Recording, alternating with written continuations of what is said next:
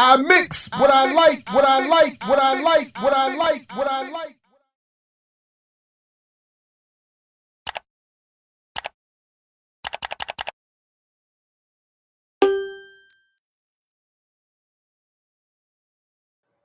Hey, what's up, world? Welcome to another edition of I Mix What I Like live right here at I Mix What I Like. Again, I'm Jared Ball, happy to be your host. Greetings, everyone. Welcome, welcome, welcome, welcome. Please do as you join us, like, share, subscribe. Put this in your socials, invite others to join you. If you got any questions, comments, queries, conundrums, catechisms, cacophony, calumny, consternation, contemplation, condemnation, please let me know. What's up, Alex? Jared, good to see you, good folks. Oh, is that me? Oh, did I? Oh, my bad. Sorry if I, oh, I see. I get it now. My bad, my bad. Sorry about that. Sorry about that. Right on, right on. So let's just get into a couple things. I got a couple things, and then, like I said, if folks, want to, we can do a little bit of jump in the chat. If folks want to join me or raise any questions up here with me, or just putting it in the chat, that's fine too. Please do, if you haven't, check out Saturdays with Renee earlier today, and please don't, as I have, miss, I think, the last two Millennials Are Killing Capitalism. I have to get caught up, so please catch those as well, and all the other good stuff happening over there on Black Liberation Media and elsewhere as well. Yeah, salute to Renee, who got me at least one little. She sure did hook me. I got a nice little clip from Monday's show.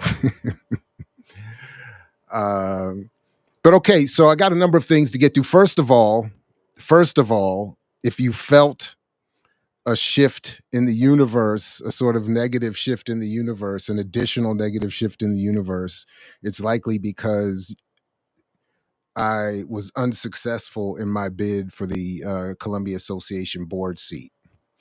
So I am currently, for the time being, fully out of office, and we'll need to regroup. But if it happens that anybody here in Columbia who voted for me catches this, salute, thank you very much. And I will look, if I do that again, to do a better job of campaigning. Another Saturday supper. Thank you for joining us. I'm telling you, it might be that we need a recount. We might need a recount, Chase. But, when you want to unseat the incumbent, I mean, you got to, step it up. So that's one thing.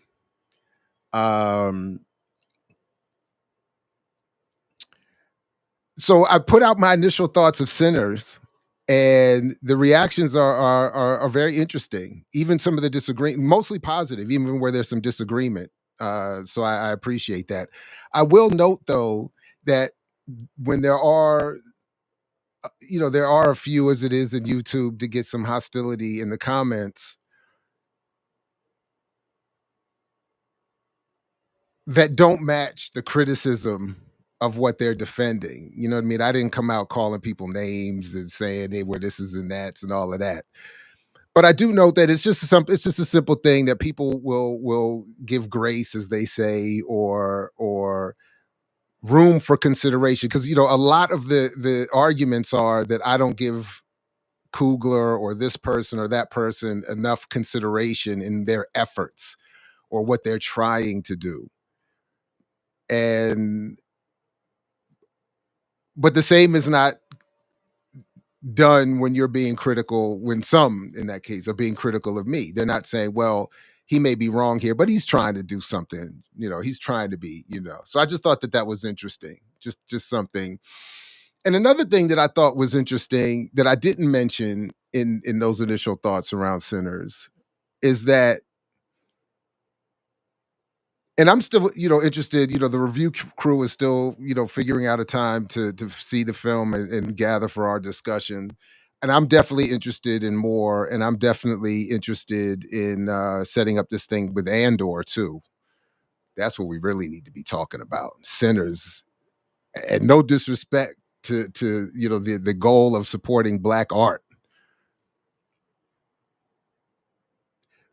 That might be something now that I'm thinking about it, because what politically, not culturally, symbolically, and all of that. Politically, Andor is in terms of commercial media everything that many Sinners supporters want that film to be.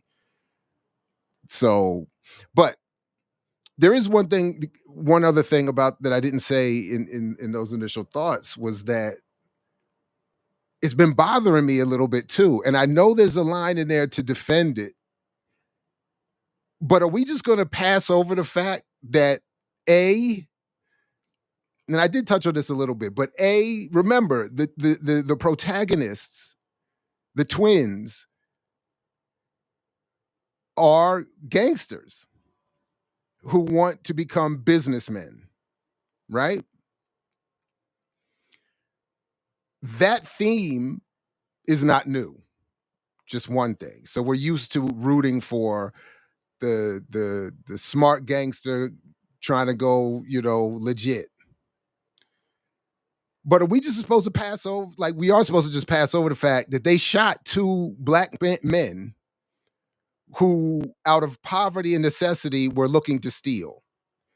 And even after, because I know that the defense of that is in the film is him saying, one of the twins saying, well, you didn't, something like, why didn't you tell, or no, the one of the attempt, one of the thieves is saying, I didn't know it was you. Because it's one of the twins is like, you robbing from me? And the dude's like, I didn't know it was you. But he shoots the other one anyway, just at a GP to let folks know it's not okay to steal from him. And we're just supposed to be like, we're supposed to root for that. That's how slick. That's how slick I think this, all jokes aside, the beds and Black capitalist stuff is. So I thought that was. And then I know people, a couple people did not like. A couple people I actually very much respect did not agree with my criticism of the Black capitalist stance, but I did get sent and notice this.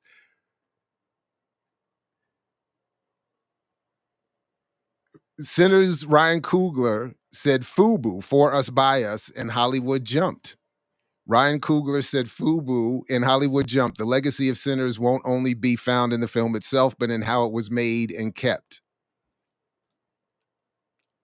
There was a time when Black creatives could simply be grateful for the opportunity to make something, but that wasn't true freedom. True freedom, something that won't be forgotten, is to make it, own it, and build a legacy from it, not just for oneself, but for people but the people, like blues. It's a movement. And I'm sorry. I think this, and again, this is not to condemn anyone really, but it's just to say we're again being invited that to find our universal hope in the scattered success of this one really rare in terms of opportunity and maybe talent filmmaker,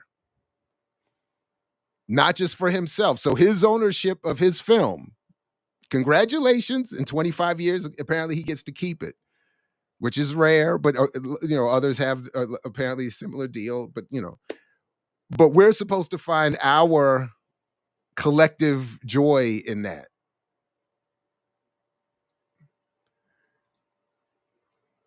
So far, Sinners has grossed 122.5 million in North America, 161.6 million globally against 90 million production budget. By the way, who gets the majority of that money? Even with Coogler the ownership reverting to him in 25 years, who's getting the majority of that money? Glowing reviews and audience enthusiasm seem likely to keep turbocharging the film at the domestic box office, even as the summer movie season kicks off. Over the weekend, director RyanCoogler and star Michael B. Jordan's vampire thriller stayed strong as several new movies landed on the big screen.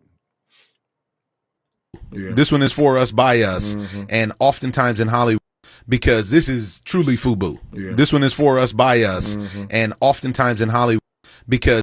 Okay, so that's, if the Sinners movie did great, wait until FUBU for us, by us series film. And apparently last year, Radar Pictures is developing a FUBU scripted series about iconic hip-hop clothing brand, which is, again, all congratulations, but we're back to Black entrepreneurialism as the celebrity.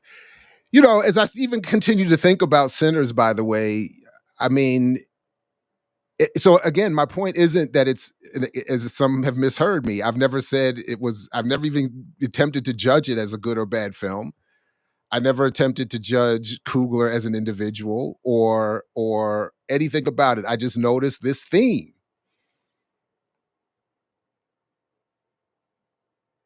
And I would like to raise a hand and say, can we just be a little cautious of the theme here? And because as a lot of people talk about liking it, except for the Black Christian community, the Black Christian TikTok community is apparently on fire. Sorry. They are not happy at all. So I'm not condemning it on the basis of that. In fact, if anything, I like the criticism of religion that the film has. But all I'm simply saying is, can we just notice a couple of the themes and maybe reassess what we think some of the politics are. There's a lot of folks are saying a lot, but as Coogler, and I did show it, he says himself, you gotta fill in the gaps. I'm not trying to lead you anywhere.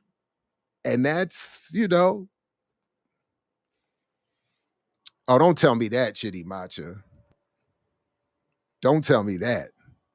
Well, I know what I am convinced of. I don't know the answer if it was, in fact, FUBU was made in China, but I am confident in saying that there are not any significant, if any at all, Black-owned production warehouses where T-shirts or clothing in mass are put together and made. So I don't know. Oh yeah. I saw a couple of stories about that too. The reverse hashtag community is very happy about the film. Again, because again, there are allusions to the African diaspora and the importance of Pan-Africanism, but there are, of course, allusions and Coogler's statements himself about foundational Black America that are making them very happy. The Afro-pessimists don't like it from a Fanonian lens, the ethno-nationalism in it. That's interesting. That's interesting. So, okay. So that was just wanted to, so speaking of clothing and FUBU and all of that. So I'm finally, I finally, forgive me for being a little bit slower on this, but I am, speaking of production and all of that, I'm a one person operation, and still in classes and all of that. So I've been a little slow to get to this, but I do want to get to the white version of these t-shirts. I still have a couple of extra larges, a couple, maybe one large, a couple of mediums, and a couple of smalls. So what I've decided to do is to say that the first patron or channel member who emails me the Beds Credo and their size and somewhere to mail it, I'll go in order and we'll get the t-shirts out. All right. So patrons and channel members, email me the Beds Credo and we'll come back, we'll revisit that. There we go. And thanks for your support. All right. The other thing was, so one of the 00 Africans in my social circles put me on to, first of all, salute to one who had a criticism of my take on Sinners, and we don't agree, but I appreciate that they took a second, listened for a moment, and then contacted me to let me know I do not agree. And we chopped it up a little bit, and I just think we just don't agree, and that's that, and that's all it is, and all so, and that's great. So I appreciate that. So salute to, but this other 00 African said, in September is going to be the 50th anniversary of the Senate Church Committee hearings. And we should, you might want to consider, engaging some discussion on that. And I said, that's a really good idea. I hadn't even thought about that. So I started, and it's very interesting to be reminded of some and to learn some about the history. And if folks are not aware, I have a little bit to or at least a little as a little reminder. I don't want to do too much here because I don't want to mess with the YouTube rules, but get anybody upset. But and I'll put all the links in the show description. I think this one is already in there, but a short. I'm just going to play this a short segment of this, not even the whole thing, of this very short clip from a C-SPAN coverage of this 9 years ago, but it has a nice summary of what was going on. Welcome to Real America on C-SPAN 3's American History TV. 40 years ago, in the wake of Watergate, the United States Senate created a special committee to look into the activities of U.S. intelligence services. The committee had a long official title. It was the Senate Select Committee to Study Governmental Operations with Respect to Intelligence Activities, and it quickly took on the nickname of its chairman, Frank Church, and it was best known to history as the Church Committee. The committee met for 16 months. It reviewed more than 10,000 documents. It called 800 witnesses before the committee and its staff. Its legacy includes the creation of the Senate Permanent Select Intelligence Committee, providing ongoing oversight of the intelligence agencies, and the creation of the Foreign Intelligence Surveillance Act of 1978, which we know as FISA. The Church Committee's public hearings were held in the historic Senate caucus room, scene of the Watergate hearings only 2 years earlier. Next, we visit the caucus room to meet Kate Scott, Associate Historian of the Senate, who explains. So I'm going to leave it there, and the guest gives a pretty good summary, but leaves out one piece of this. So she pegs a lot of the inspiration for the Senate church hearings on the reveal of, just pull the story up here real quick. This is from the Progressive magazine. When was this? 2020. How a U.S. Army whistleblower revealed the apparatus of a police state. And in July of 1970, 2 articles appeared in the new publication Washington Monthly. They were written by Christopher Pyle, a former Army intelligence captain who alleged that the U.S. Army was spying on American citizens at protests and political gatherings. So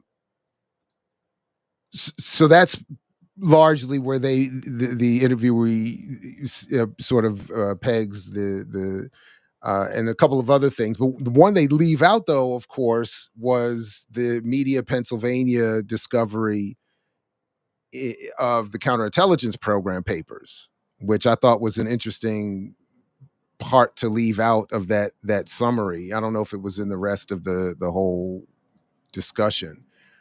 But the point being that all of this attention, was being given to the intelligence activities that a lot of people either didn't know or didn't want to be known, and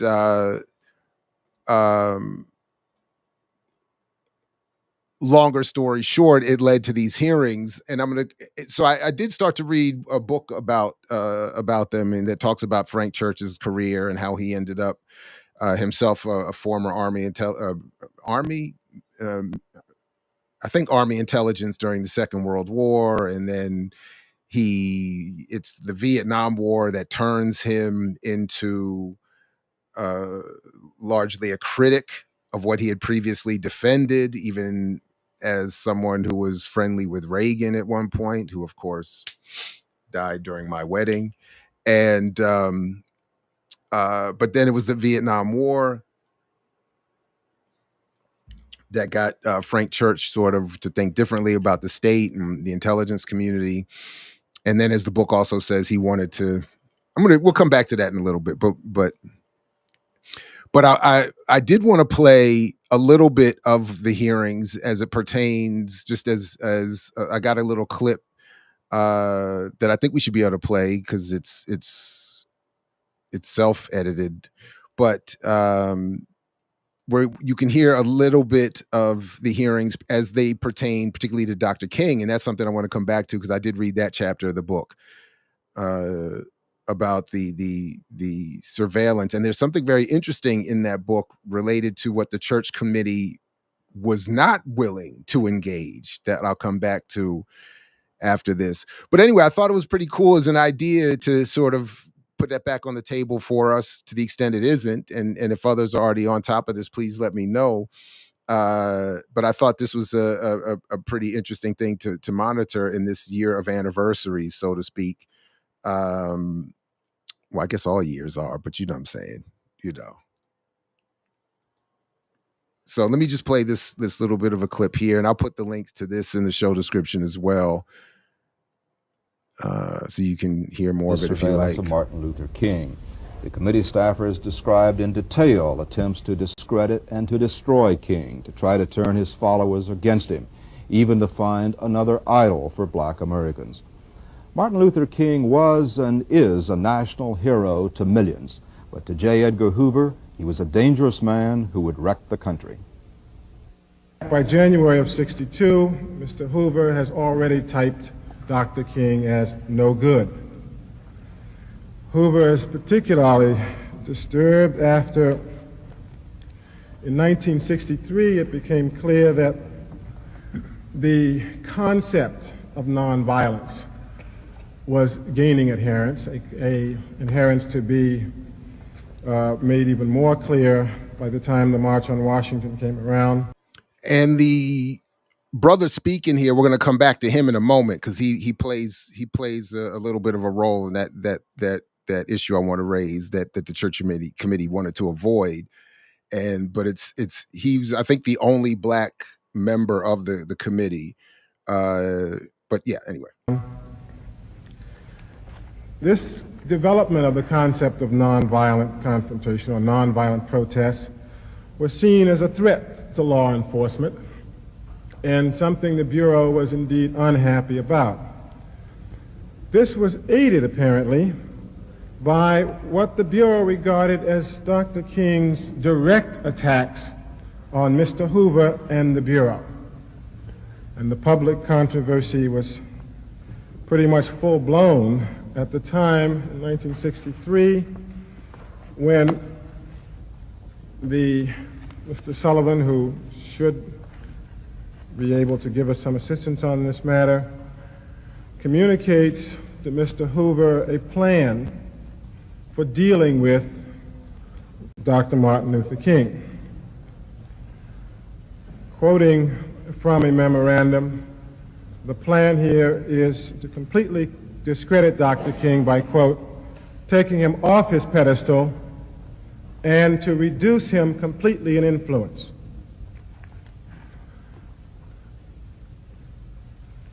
In its effort to reduce Dr. King in influence, to take him off his pedestal, and to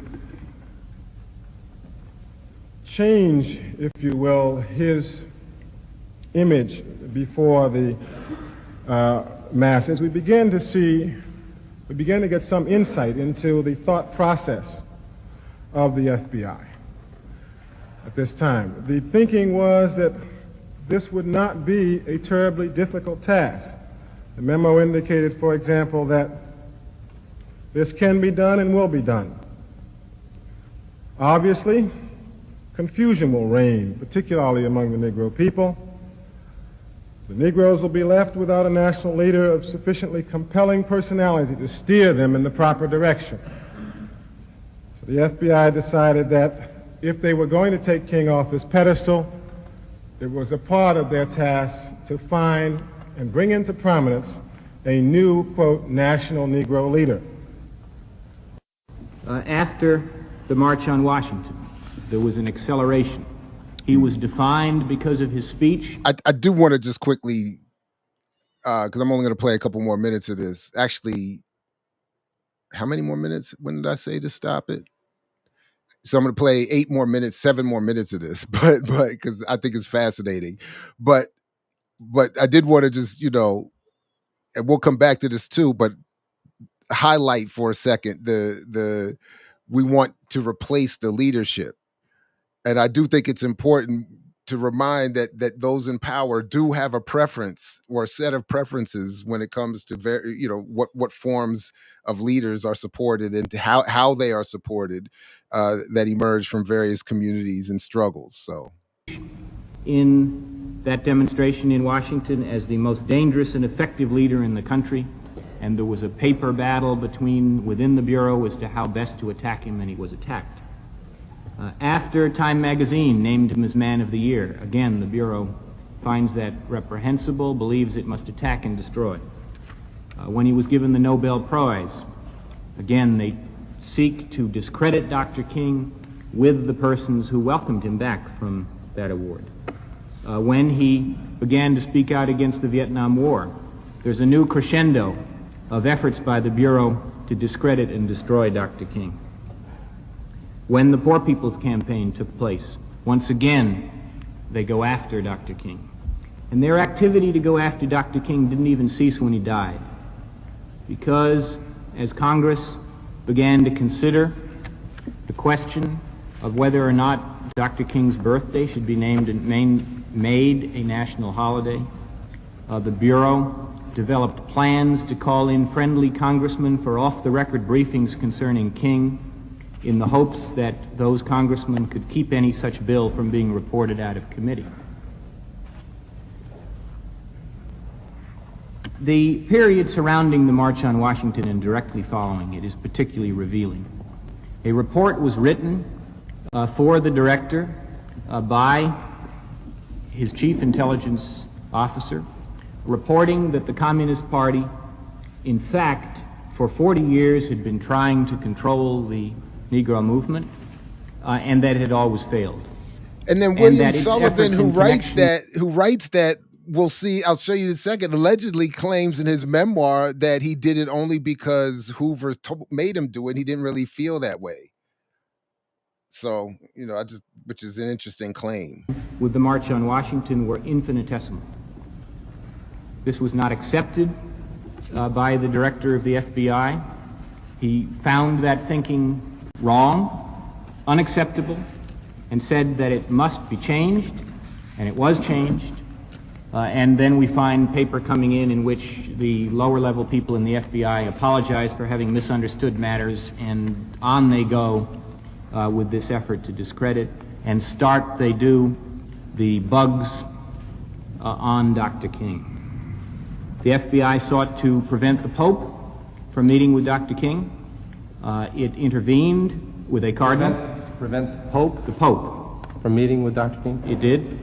And when the Pope, despite that effort, did meet with Dr. King, the FBI documents record the adverb astounding. Must have been Pope John, was it? It was in 1964.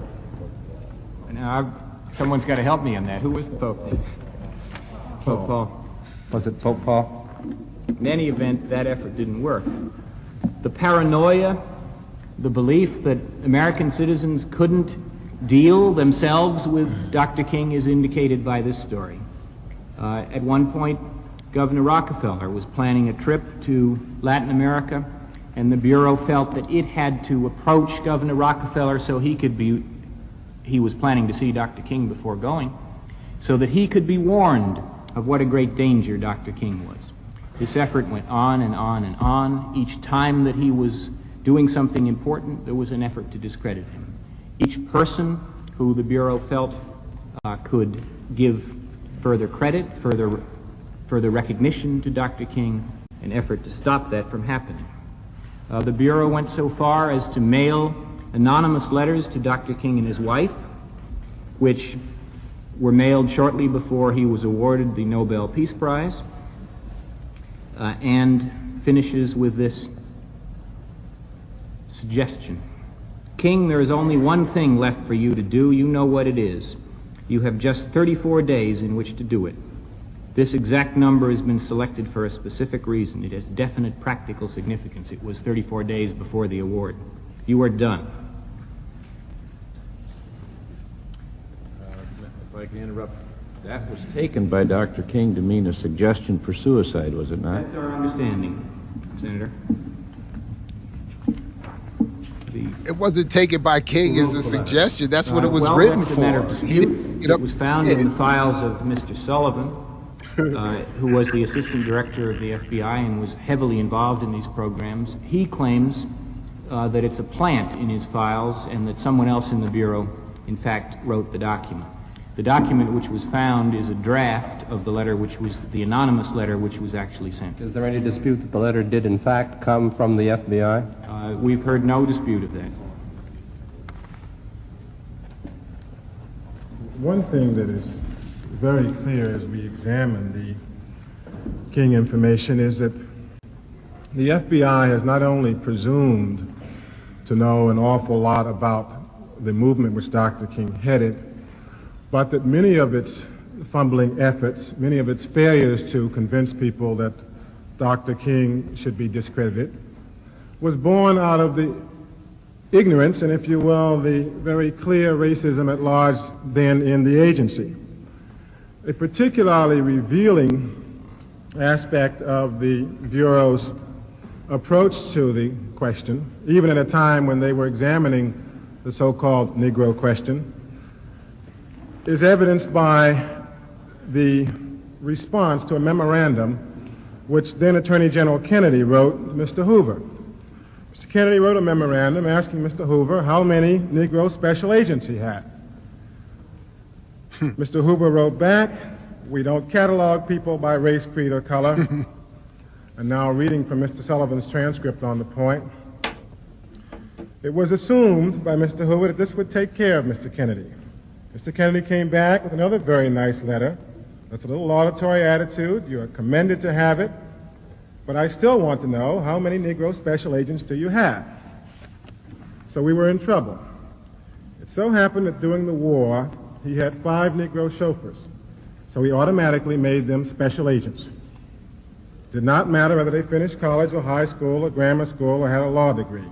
So now we wrote back and said we had 5. Then Mr. Kennedy came back and said this was atrocious. At the time, according to Mr. Sullivan, the FBI had 5,500 special agents.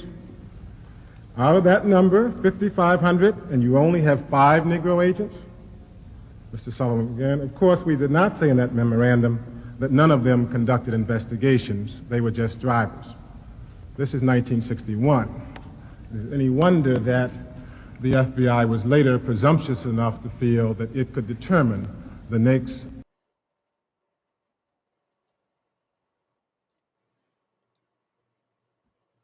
That's wild. So I'll show you here a little bit of, maybe some of you have already read this, The Last Honest Man by James Risen. Came out, I think, in 2023. I'll just share a little bit of what I've seen. I haven't read that much of the book. I read a little bit of I read the prologue, and then there's a chapter that I'll show you on the Congo, which was interesting, and one on Dr. King as well. But again, it was September 16th, 1975 is the exact anniversary, and the first public hearing of the Church Committee began.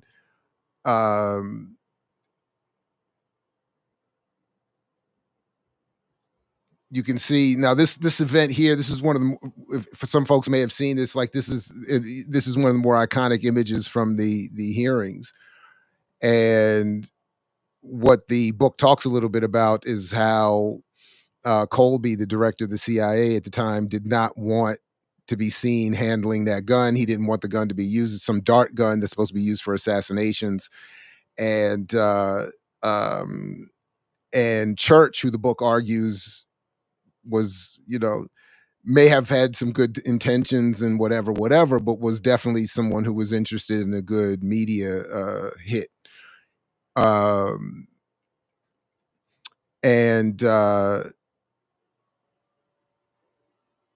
yeah, Solberg, this point about not helping JFK look good, we're going to come back to that. This book has a couple interesting points about that as well. But so anyway, but he wanted to make sure that his church wanted to make sure that this got in, that this image got in. And of course, it's a great image, a dart gun that it says here held up at the beginning of committee's first public hearing, and yeah, so. They mentioned my. I thought it was interesting that my movie gets mentioned in here. One of my favorite movies, because talking about the time that these hearings were taking place, it was in between 2 assassination attempts on President Ford, which I don't even remember. I have to. I don't.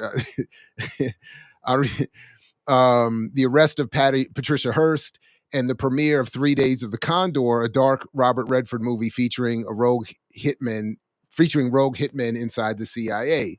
And again, remember Redford's role in that movie, his character's role is to, in the service of the CIA, monitor news and popular culture, and even, from film to books to radio, whatever, that might be filtering into the public sphere that reflect in some way what the agency was actually doing. And I thought that was interesting. And I liked the film.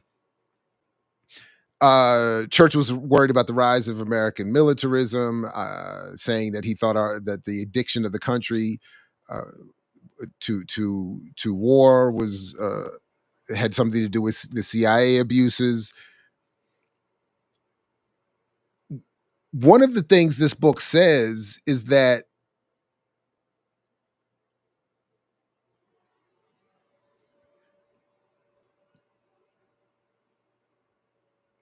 let me see if it shows up right here.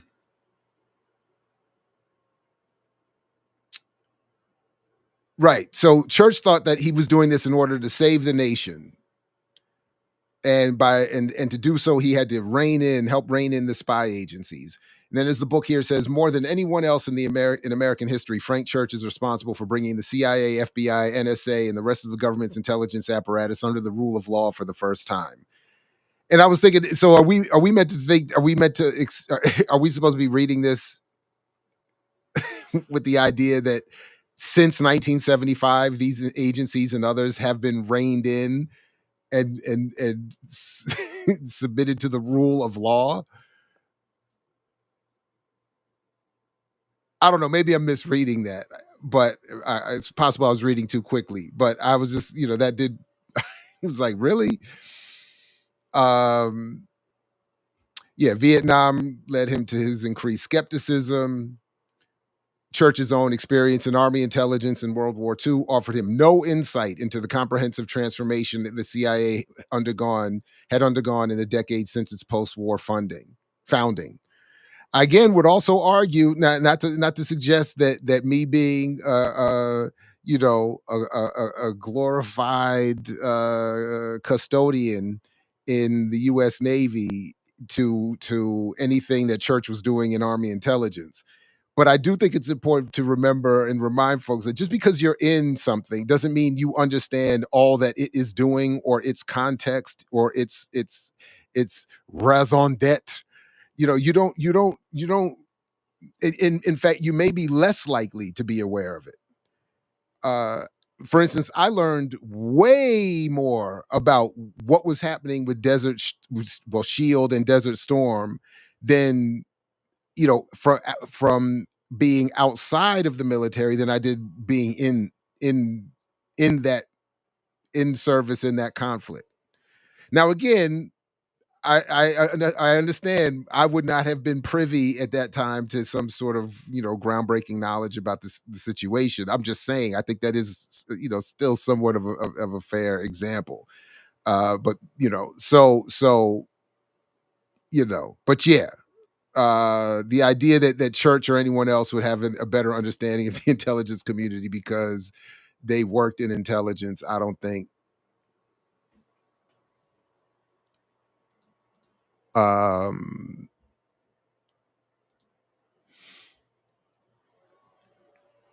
Anyway, yeah, I think, sorry about that. All right.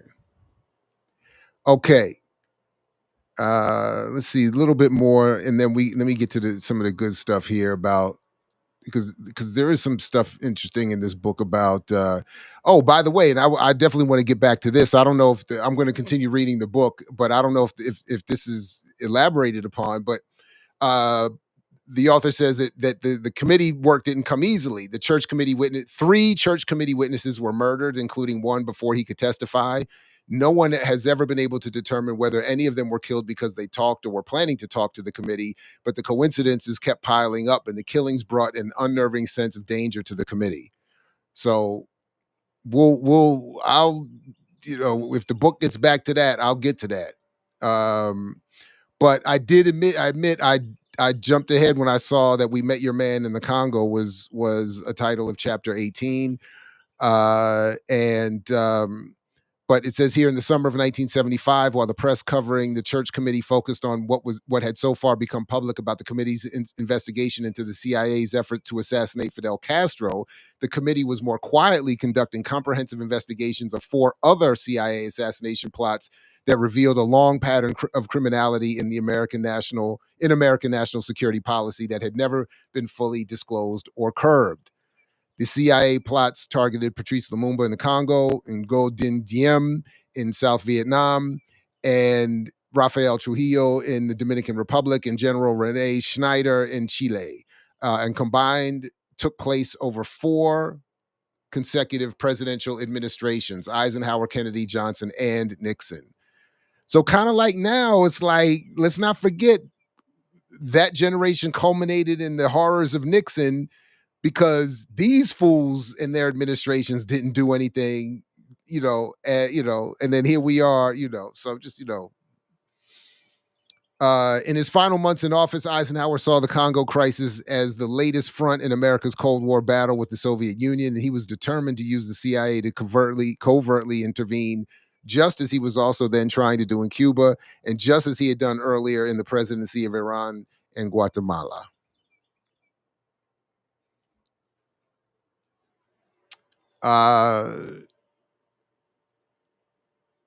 So it's interesting that Church, while previously working in the Senate under John F. Kennedy, had gone to the Congo as the CIA was trying to kill Lumumba, according to this book. Lumumba traveled to the United States to seek military support from Eisenhower. When Washington refused, a desperate Lumumba turned to Moscow. Lumumba was no communist, but his decision to seek Soviet help, followed by the arrival in Congo of Soviet military advisors, turned the West solidly against him. Church told, and the book talks about the change in Church's politics, because remember, it's not until the Vietnam War that he becomes a critic of the state. So at the time, Church said that to establish a legitimate government in the Congo, it would be easier to establish a legitimate government in the Congo without Lumumba. So even Church at the time was like, this dude is a problem. But the Church Committee managed to gain access to the archive and this apparently got William Colby, the director of the CIA at the time, and a lot of people were angry at him, and apparently to the end of his life, 20 years later, he died in that canoe accident, but they said that what they found when they got access to, because Colby apparently was willing to turn over stuff and reveal stuff and share stuff more than many wanted him to. The cables laid out chilling story of how the assassinating Lumumba became a bureaucratic imperative in the American government. The evidence indicates that it is likely President Eisenhower's expression of strong concern about Lumumba at a meeting in the National Security Council on August 18, 1960, was taken by CIA Director Allen Dulles' authority to assassinate Lumumba. Sidney Gottlieb, that dude again, boy, out of Detrick, Maryland, selected a toxin that was supposed to produce a disease that was indigenous to that part of Africa that could be fatal. And it was given to a young agent and said that to drop it in Lumumba's food and it would kill him. So again, it's like, you read this stuff and then it's like,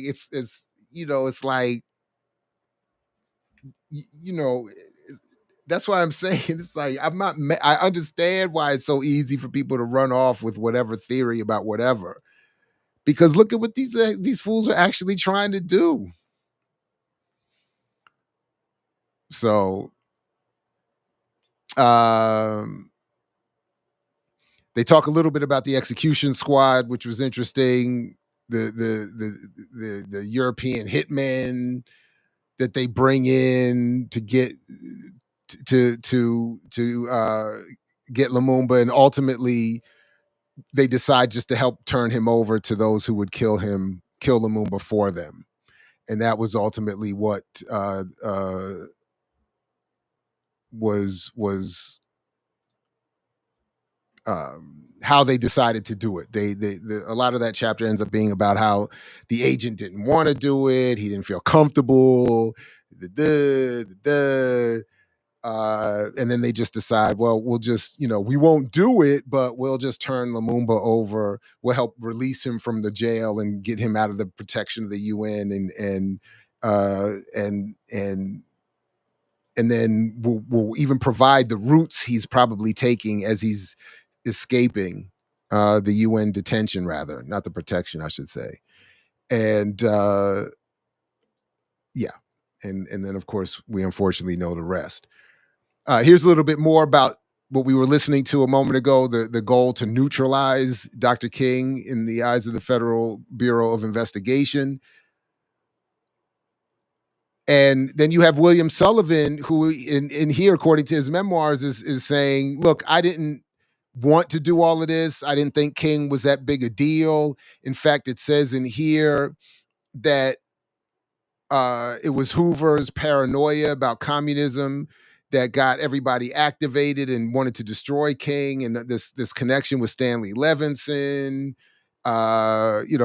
but Sullivan was saying, especially before the March on Washington, he was saying, in fact, he tells Hoover, thankfully the communists didn't get to this guy.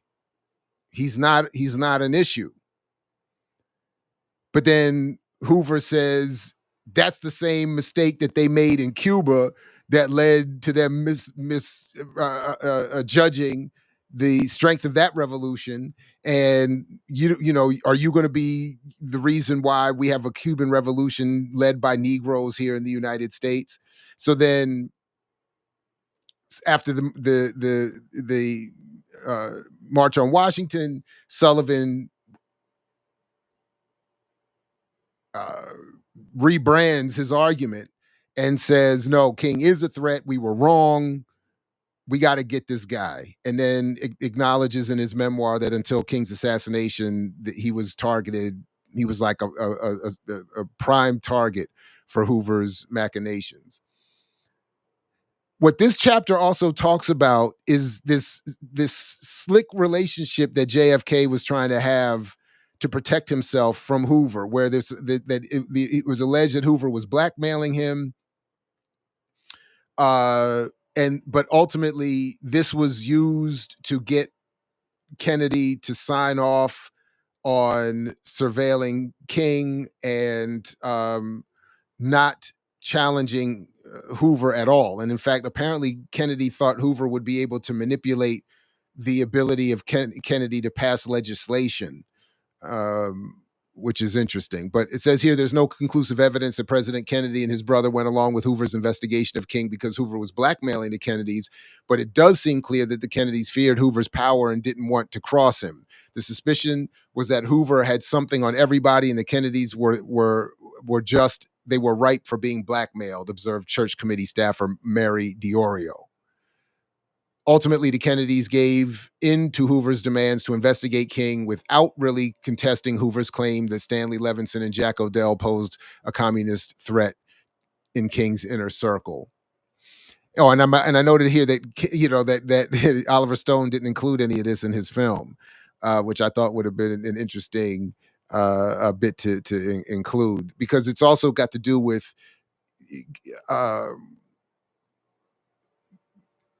the mafia relationships with the CIA and Kennedy's involvement or oversight or all. I mean, it's the Kennedys feared Hoover's ability to wield disinformation and propaganda. So this is Sullivan makes his flip flop on King as a threat, and then says after he says, I was under pressure from Hoover. That's the only reason why I did it. And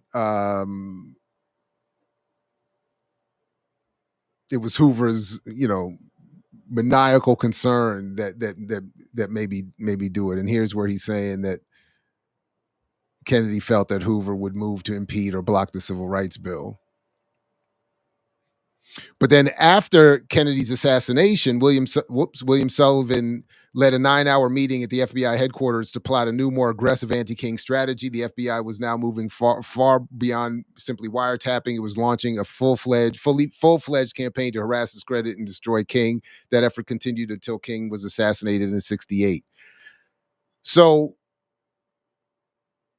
this is all in part what is being attributed to the reveals of the Church Committee, and what the Church Committee was willing to address in its research, including up into and including Sullivan saying that the FBI recommended engineering King's replacement with a more malleable national Negro leader, suggesting even that it be Samuel Pierce, who was an African-American lawyer who later became Secretary of Housing and Urban Development in the Reagan administration. Reagan, who, of course, would then go on to die during my wedding.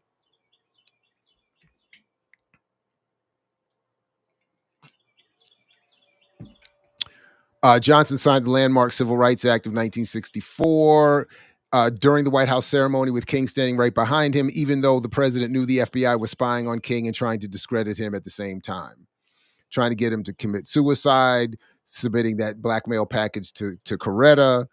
But then it was ramped up even more after, of course, King's Riverside church speech and his condemnation of Vietnam, saying that the U.S. government was the greatest purveyor of violence, and then saying that the FBI was racist. And then even talking about how that on the recommendation of William Sullivan and the FBI, a cooperative news source told the story that while King was in Memphis, he was staying at the white-owned Holiday Inn and encouraged him to move to the Lorraine Motel. And then, of course, King is assassinated on the balcony there, but the church committee concluded that there was no evidence that the FBI was responsible for the move from the Holiday Inn to the Lorraine. I'd be very much interested to know what those conversations were like. If you can conclude, on the one hand, that the FBI concocted a story to get him moved to a specific or from a specific or to a specific hotel or somewhere else,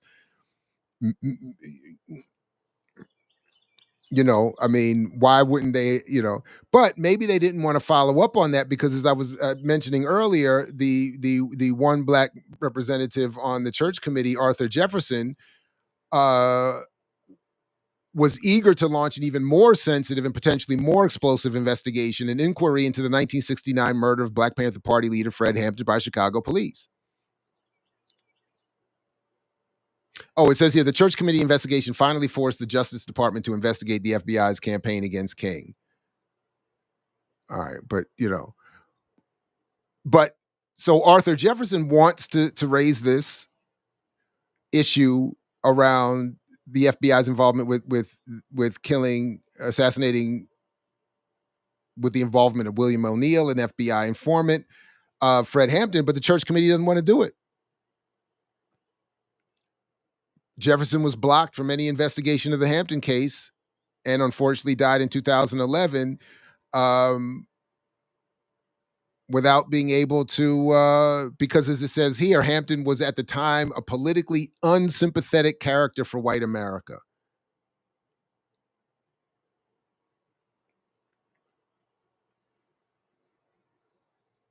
Well, good thing he was seen as sympathetic so we could get Judas and the Black Messiah made. Or that he was made to seem sympathetic enough in that film so that the film could get made. But at the time, it was felt that the church committee felt that. No. And maybe that's why Judas had to have that balancing figure in the FBI to balance the maniacal nature, the singular maniacal nature of J. Edgar Hoover with that good white FBI agent in Judas, so that we don't go too far. Because at the time, you know, because the state understood, those in power understood, Hampton is an unsympathetic character. The brother apparently tried to do some good work because the FBI's Los Angeles field said that field office said that despite not being able to have the church committee investigate this, Arthur Jefferson did testify at the defense trial of Black Panthers on the West Coast concerning FBI actions taken nationwide to disrupt Panther activities. So he at least tried to take what he was learning from his inability to investigate as a member of the church commission. He tried to do what he could to take that to the people. So salute to the late Arthur Jefferson. But yeah, I'm going to continue reading this book and some other things and see over the next few weeks and months. You know, I think this is a nice thing to add to the show here. You know. All right, so two more things, and then by the way, I did so a couple things. Yes, thank you, David Silberg. and this is always a great way to remember it. And it's again, didn't work for me tonight, but it's March of 1971, the first Ali Frazier fight. During that fight, which was part of the break-in attempt to knowingly break into an FBI office, know that while this fight was happening, given all the attention it would likely draw, to get those COINTELPRO papers out of appropriately named Media, Pennsylvania, the office there. Almost equally important is that, yes, it is almost Marx's birthday, but most importantly, apparently, it is Leah Boggs' sister's birthday. So happy birthday to Leah Boggs' sister and many more. All right. All right. So I'm going to talk a little bit about this Freddie Gray thing, and then I got a buying power. This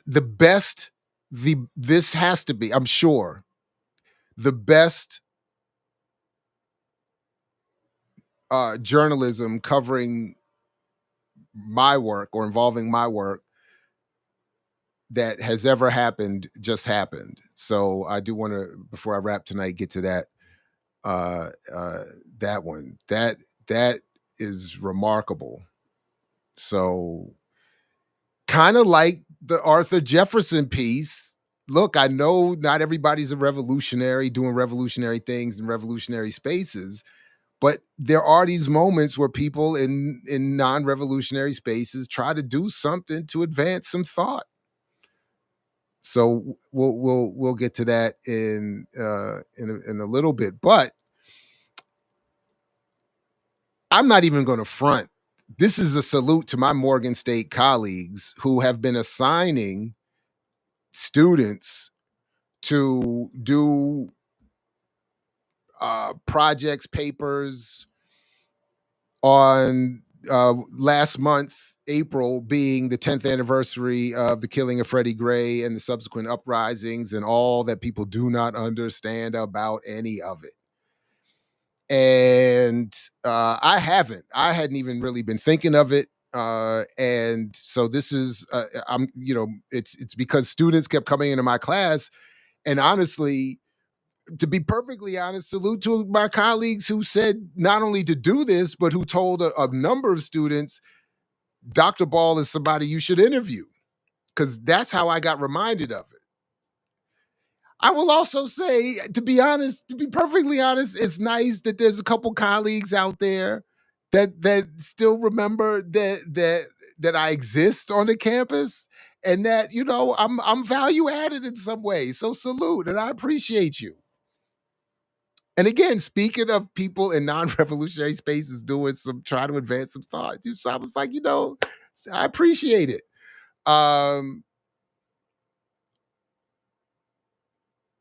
Yeah. So in the course of trying to answer these questions that the students were asking me, my memory needed to be jogged. And then it also reminded me that there's a lot of gaps in my knowledge. And I will say, as I think another important reminder, that sort of like the point I was making a minute ago about being in something doesn't always give you the best vantage point. Salute to the late Greg Tate and the panopticon effect. Sometimes it's good to be removed from a situation to really see the situation.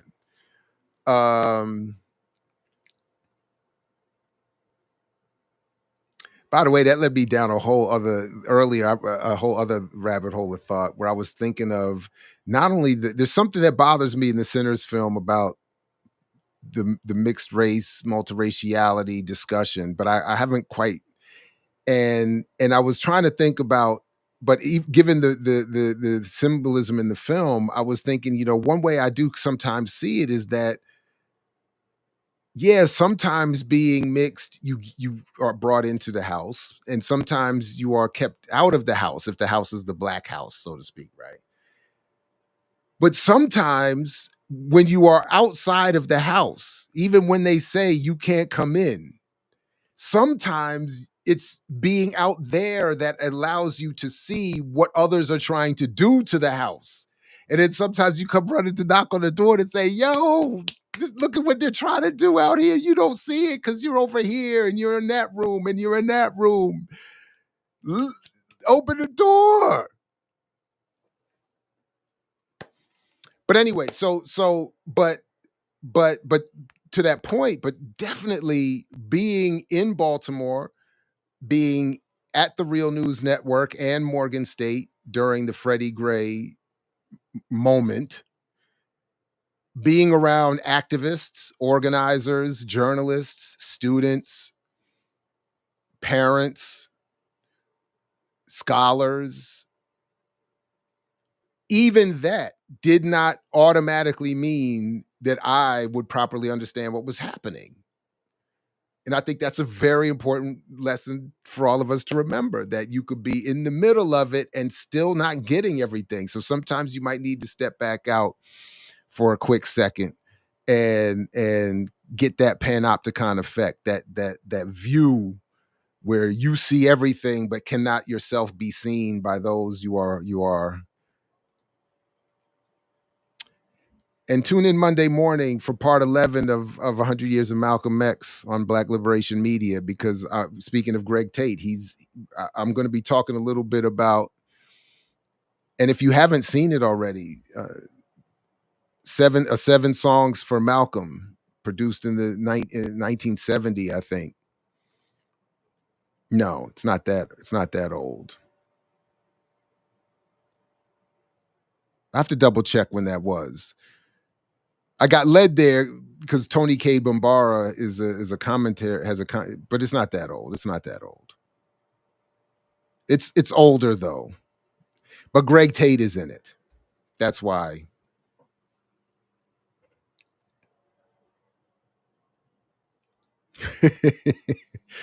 Have I seen a good therapist, an anti-colonial therapist?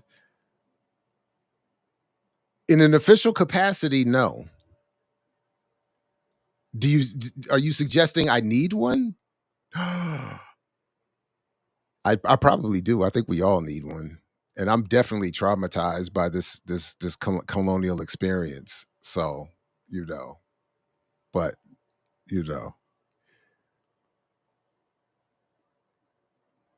Oh, right on. Thank you for the reminder. Salute to Vietnam, the 50th anniversary of unification. All right. Okay, so let me see here. So let's see. So I got, what is this here that I wanted to? So one thing I wanted to share was, to start us off, was a little bit of the discussion that we had with the author Justine Barron about her book that I've now finally read. I had not read it since it came out in 2023. The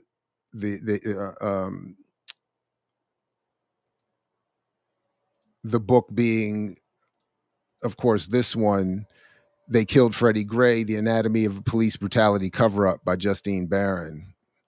And a forward by Rabia Chaudhry, who was, of course, working with Adnan Syed, right? Who his whole case is crazy. But very interesting. So I'll come back to that in a second. But I wanted to start by playing, which will give me a quick break, play a segment from the Remix Morning Show from a year or two ago. I can't even remember now, when Justine joined us. And I'll put I'll remind you, I'll put the link in the show description, but of course it's on Black Liberation Media Remix Morning Show playlist. But I just want to play this clip because it's her answering a question that I've wanted to have answered for a long time, that I got more to learn more about in her book, that she does address, thankfully. The book is damn good. Exactly. You're right. It really is. And I'm just late to getting to it. But so let me play this clip of Justine talking with us, and then wait a minute, that's not what I meant to do. Wait a minute, that's the wrong. It's this one. There we go.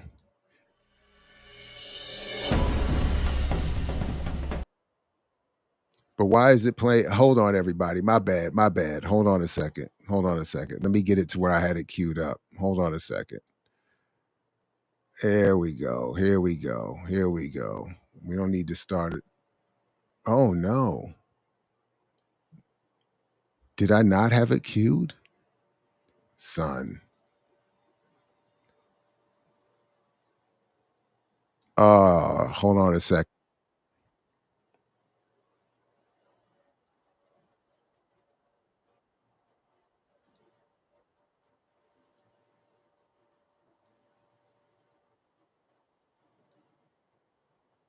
All right. Sorry, everybody. My apologies. Please like, share, subscribe, support the platform while I'm getting myself together here. Here we go. After what you've talked about so far this morning has occurred, Freddie is grabbed up, he's killed. There's this absurd investigation and first trial. I'm curious, having not had a chance to see your book yet, do you get into what happens immediately after that in terms of the uprising, and the origins of that? I am still fascinated by what little, in quote unquote, investigating I've done, and when I was there trying to pay attention. The story of the uprising and the protests to me seems highly suspicious and suspect. So after that preamble, my first question to invite you to share what you learned about that is, where is that first tweet that of the purge in the schools? Did you get into that, and could you talk about that, and what you've uncovered? Thank you so much for asking me, because I've done a little handful of interviews and nobody's asked me about this, and it's really one of my favorite chapters in the book. I definitely do. The story of the uprising is not as it was told. It seems like you're aware. So where I come from is twofold. The first is the story of the organizing on the ground and what really happened at the beginning. I think people don't understand that this came out of his neighborhood, that they were his neighbors, many of them witnesses, who literally just marched to the police station because they were tired during that week of silence before he died, and demanded answers, and that grew. And so the story of movement building was something that I talk about. And then, of course, the story of what happened when there were 2 nights of rioting. The first one was a bit more organic because they marched to the Oriole Stadium, and some clashes happened, but it wasn't exactly organic. There were police kettling protesters. So what happened then on Monday was the night of the funeral. And so I definitely break that down. The rioting started because police provoked them. There was nothing going to happen that day. The story of what happened at Penn North is bizarre. And it is about police allowing certain actions, provoking them, parking a police car in the middle of the street and letting it sit there for hours, having police cars catch fire suspiciously and letting them sit there for hours, having a whole line of cops around the corner from the CVS standing there while hundreds of people go in and out looting it. So this was, if there was a purge, so you spoke about the purge, there were a couple of propaganda campaigns that day by the police department designed to provoke a riot. And I think it's very, some people might hear that and be like, oh, what? No. But this happens, and I talk about the history, like the Miami model being this kind of common model in policing these days, that when there's a mild protest, they try to spin it into something violent. And Commissioner Batts at the time actually already had a history of this in Oakland. So yeah, I definitely lay this out, and I'm really glad you asked about it, because I've been wanting to talk about it. Yeah, no, I can't wait to I mean, because they were bringing police from PG County in Pennsylvania before the kids even got out of school. So right. it was, what was really going on here? And then this mysterious tweet that says, white supremacists are going to attack these kids at the school. I mean, because a lot of the students that were involved would end up in my classroom like shortly thereafter. Like some of them graduated and ended up coming to my classes the next year. They would talk a lot about and then many of them had been familiar with that neighborhood, and that Mondawmin bus exchange was, and all of them were suspicious of it, of the whole thing from the beginning. Specifically, and I'm gonna stop here. The one part that they said made them, I'll never forget this. My students said the story is a lie because when the police started pulling kids off the bus, that's what the kids said was suspicious, and they started saying was the police provoking them, because they said historically, whenever there's a beef or there's a problem with the kids at the mall, they make the kids stay on the bus as a way of calming and making sure nothing gets out of hand. So they said as soon as we started getting yanked off the bus, they were like, there's something. All right, so I will put the link to that in the show description so folks can see the rest of that interview again over there on Black Liberation Media. But having now read the book, I do want to share a little bit of it. It is fascinating, and had nature not intervened, I would have tried to do this in better order, slightly different order, because just to lay out some of the basics in case people don't remember or are not, familiar as much with the situation. But I do want to start here, folks. I know folks. Well, that's with the forward from Rabia Chaudhry, who worked to exonerate Adnan Syed, who was wrongfully convicted of murder. In that case, of course, a lot of you, I'm sure, from the podcast Serial. But she makes a really good, important point here. She says what Serial did not bring, that is the podcast and then the subsequent news and all the other coverage, was a critical gaze, much less an interrogation toward a criminal justice system and the actors in it that would lead to an innocent person being convicted of a crime he did not commit. The complete failure of that wildly phenomenal show to investigate and report on the endemic corruption and history of misconduct inside the Baltimore Police Department led to the launch of my own podcast, Undisclosed. So she rightfully connects that misconduct to and the environment to what happened to Syed happening to Freddie, to that which would happen to Freddie Gray. The story of what was done to Freddie Gray, both in his life and afterward, is a masterclass in how authorities are able to manipulate and misdirect attention of the public away from the facts and real issues at play, and how media is complicit in the propaganda, or as some pointedly call it, copaganda.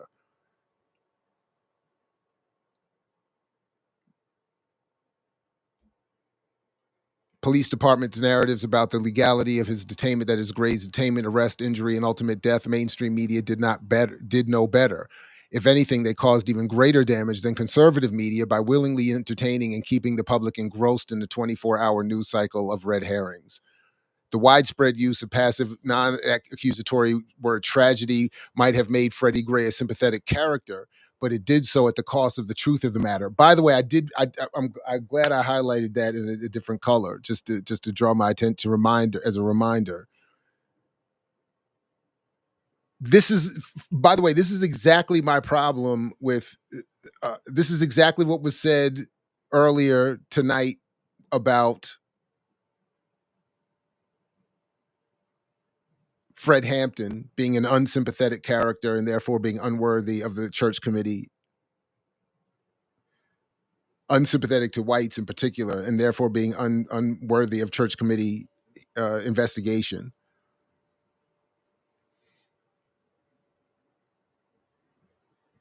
My entire now catalog of criticism of RyanCoogler films is that all of them involve a similar humanizing or intent to create a sympathetic figure out of Black people for white people to be willing to support these films, both in funding, willing to let him own them, and of course going to see them to generate the box office that has made him now the biggest Black box office draw in history. The unfortunate contradiction is that the sympathy, being sympathetic or seen as human to a white affluent community has a lot to do with your literal survival and or how well your career goes. So that's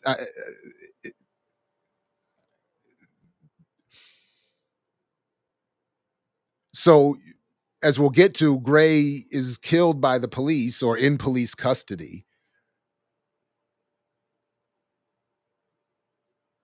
And then there's still this need to create or him as an unsympathetic character to justify it. If this angle was unconscionable, the idea of spreading through the media that Freddie Gray injured himself by banging around in the back of the van was irresponsible and reprehensible. The media just as uncritically turned an enamored eye to State's Attorney Marilyn Mosby. We'll come back to that a little bit. In 2014, before Gray's death, brutal killings of Eric Gardner, Michael Brown, and Tamir Rice were all caught on camera, and each sent the nation into a tailspin of rage and mourning, but no officers involved were ever prosecuted, much less served a day in prison.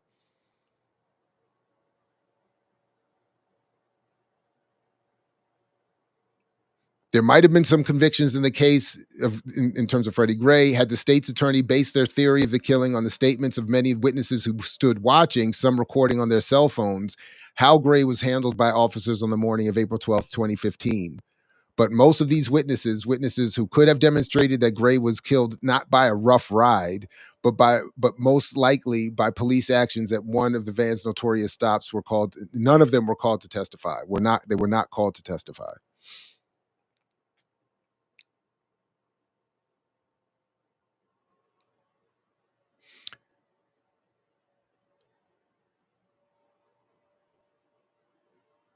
So the short of it is, and I don't know how much of this that I'll get to tonight or stay, but the short of it is Freddie Gray, while living in the Gilmore Homes section, the Sandtown section of Baltimore,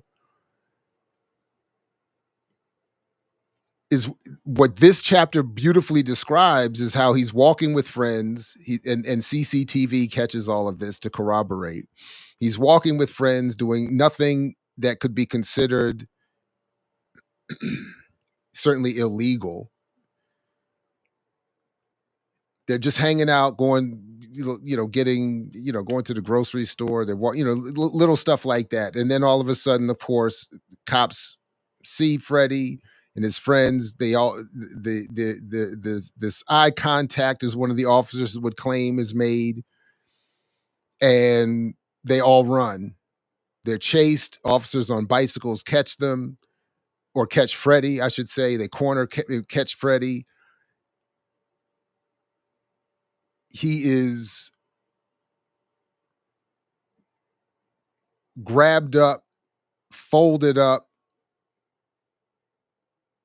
screaming in pain, what looks like through injuries sustained to his back and then they throw him in. Fact, this is Chitty Botch is right. They were that was the extent of their criminality on that morning, being Black. And he's thrown into this paddy wagon, to this police van, handcuffed. He's not secured. And as it says here, there's 42 unaccountable minutes between the time he's taken from there, and they do a good job of let me see if I can skip ahead to showing you a map of where Freddie was walking, where he's picked up, where the 6 stops take place. The van stops 6 times. Stop 1, Miller and Nero. These are 2 police officers. Stop Gray on Presbury Street and find an illegal knife, place in transport van. Right, that was the other thing. They said they found a switchblade, which is illegal. What this book does is a great job of is explaining some of the context as to why he would have had a knife, what kind of life he was living, where, you know, the environment, the amount of arrests that Freddie had. He was constantly being arrested. There was even some erroneous claims that he was a snitch, but that wasn't the case. It was just that he was he was just a poor Black person living in a poor community who was engaged in low-level drug activity at most. So you put all that together and you get all of that. So, but the idea that he was, you know, some grander threat than that. I mean, there was discussions of him, you know, the book talks about his overcoming lead poisoning and the effects of that on his development, to what extent that plays a part, you know, the book, and I'm certainly not sure. But so I don't want to, I encourage people to read the book is what I'm saying. I'm just, you know, trying to give a little bit overview here. They grab Freddie up. They grab Freddie up.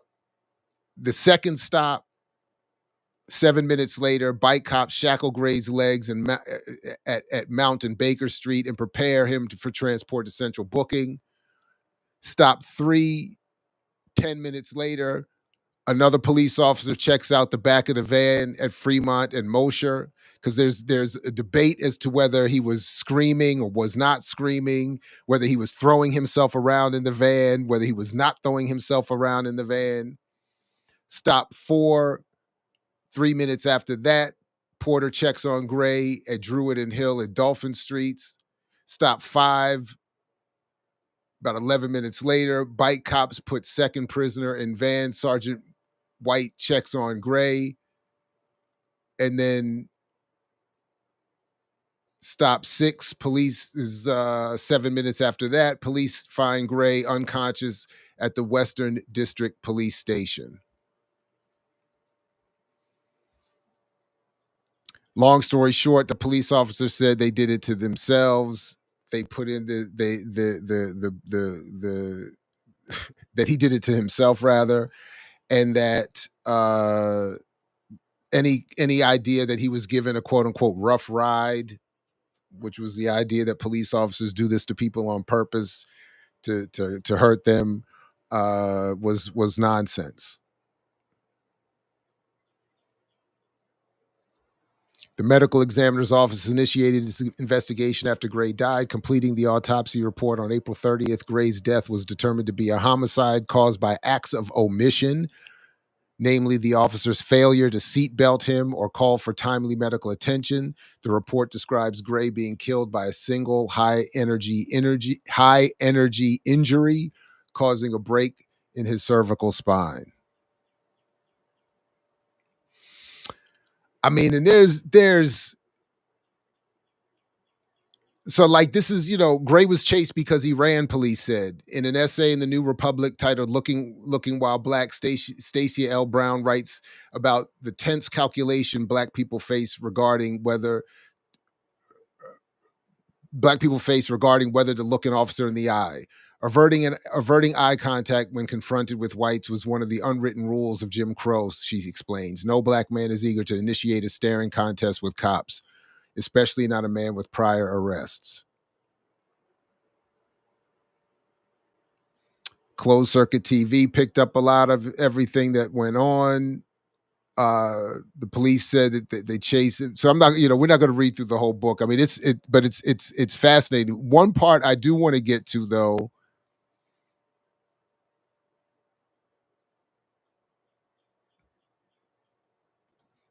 is the media. And if there's a criticism of the book that I have, I will. I don't. And I'm not going to belabor the point, but knowing some of the names, and I don't know. Let me not say that. Let me rephrase that. Having met some of the people who are referenced in this book, having been around some of them at this time, I do think Barron's analysis and interpretation is not, it's not that it's incorrect, but it still is not coming from someone who is connected to or aware of grassroots political organizing, even as much as I was then or others are now. So a lot of names are not referenced. A lot of organizations are not referenced that should be. A lot of those who are referenced as exemplars of activism were not then, I don't know about now, were certainly not then coming from any of this more seasoned grassroots spaces or militantly left spaces, or those spaces not themselves captured to a certain extent by the kind of nonprofit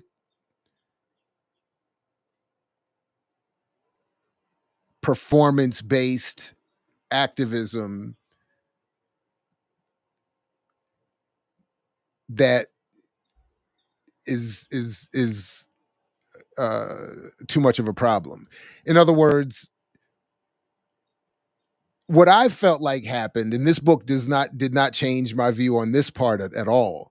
What I felt like happened during the uprising, certainly the protests after the uprising, because the uprising was some more fraudulently evolved nonsense. But the subsequent protests and the subsequent discussion and analyses, a lot of it did seem to get taken over by the more performative and worse forms. And so this book doesn't, maybe that's not for this book to do, and obviously it's not. It wasn't necessary. The book is still great, but it is an important component I feel like was missing as I read this, that I haven't read any others, but I hope other books and podcasts or whatever are done on this that would come from those spaces or reflect or tell the stories of those from the perspective from those spaces, because so anyway, I don't think that was very clear, but I gave it a shot anyway. So, but what I do, but anyway, a lot is done. A lot is importantly said in this chapter. So I definitely wanted to at least get to this. And I don't think I'm going to get to it tonight, but I don't know. But if I don't, please, at some point, and maybe we'll do it here. If you haven't already, read this book or encourage others to discuss the trial component of this book, because as I mentioned on the remix the other day, it's a lot of names and a lot of nuance. It would either take a very well scripted, edited video, or again, script to read from, some editing, or just a longer, drawn out conversation that or done better than I'm going to be able to do to get to all there's a lot of names and nuance and details. But the point being that so much of what happens in the trial was not meant to do anything other than shut down the protests. Just be there to shut down the protests. Nobody was going to get locked up. And Mosby was no superhero, as the imagine saying it as the district attorney, looking to put on a show about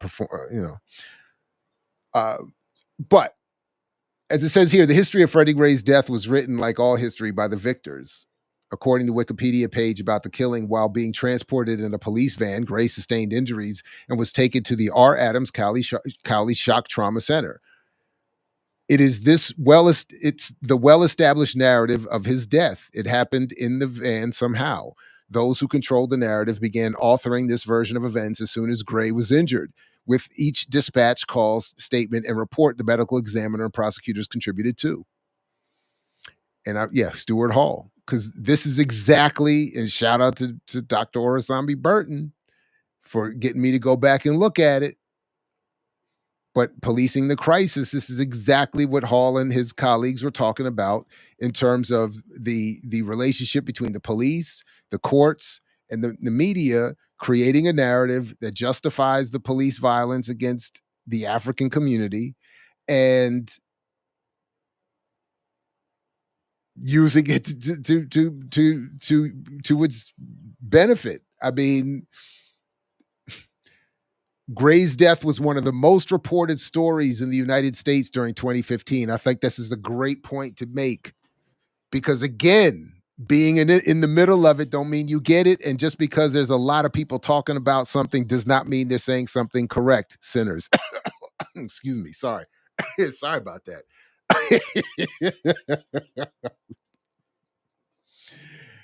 Just because a lot of people got a lot to say about it doesn't mean that a lot of goodness, a lot of clarity, or a lot of analysis is being brought.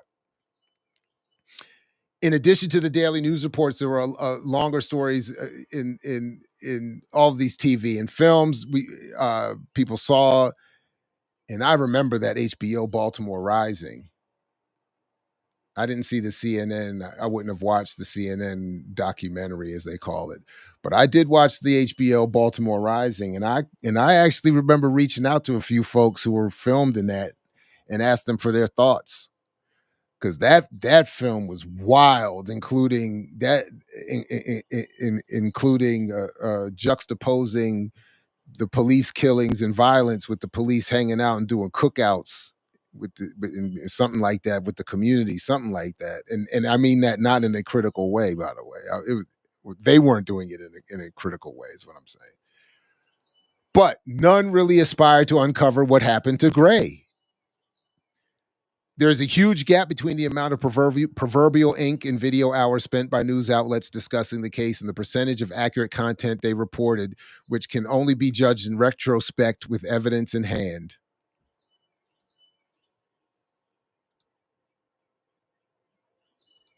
The drops. Now listen, that's called my boy. You know nothing about that. So, by the way, Restream, I'm going to have to figure something out after this contract ends up. Restream doesn't, when you play the drops, they don't show up. Like the video doesn't play. So I made them audio, and the audio don't drop any faster either. But that's bars right there. There's a huge gap between the amount of proverbial ink and video hours spent by news media outlets discussing the case and the percentage of accurate content they reported. You might even be able to say there's an inverse relationship between the amount of coverage and the amount of accuracy. A case in point is the sheer number of stories that discussed rough rides in the context of Gray's death simply because officials decided it happened in the van. In other words, they didn't want to acknowledge it, that when they grabbed him up and folded him up on the parking lot on the sidewalk, that they broke his back or did serious damage to him then, even though he was seen screaming on video early on.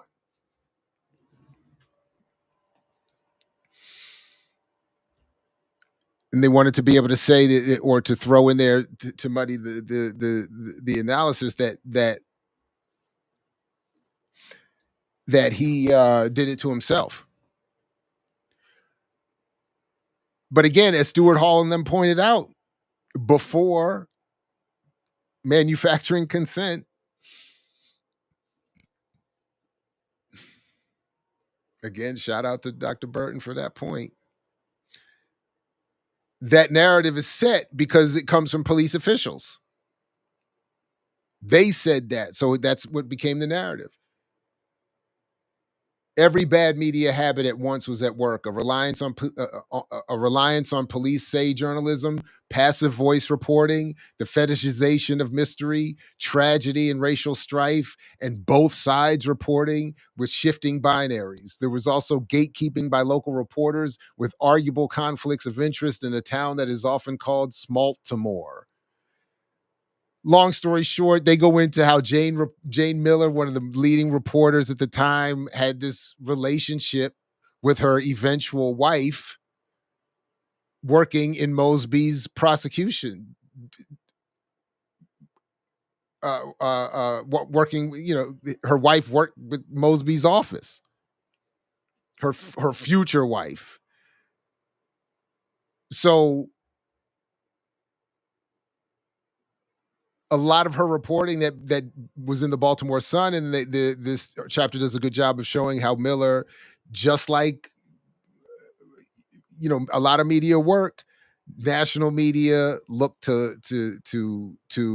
local media for experts in certain cases, in the same way that local media, local television, will look to the local newspaper to get its stories for the day. So in other words, you can have one frame of reference, or one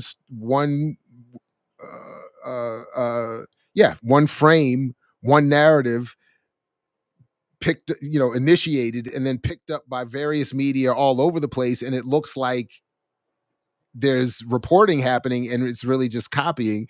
So CNN would then pick up Jane Miller and put her on, and long story short, her reporting was not great, and left some things out and reported some things inaccurately, all because, or what is alleged or may look like, because she has this odd relationship. Information about Stop 2 always seemed to fall on. Yeah, so a lot of it would require going back and reading all the details, but the point is that Miller's version and frame starts to shift as more evidence starts to come out that contradicts the story she was being fed from Mosby's office, is I guess my insufficient summary of that. But of course she ends up on Morning Joe, so it's like, But again, at no point did any reporter step back and take a wide angle lens in the media chaos or disinformation. So kind of like what ended up happening years later with George Floyd, there's this stuff about Gray overdosing. He was an informant.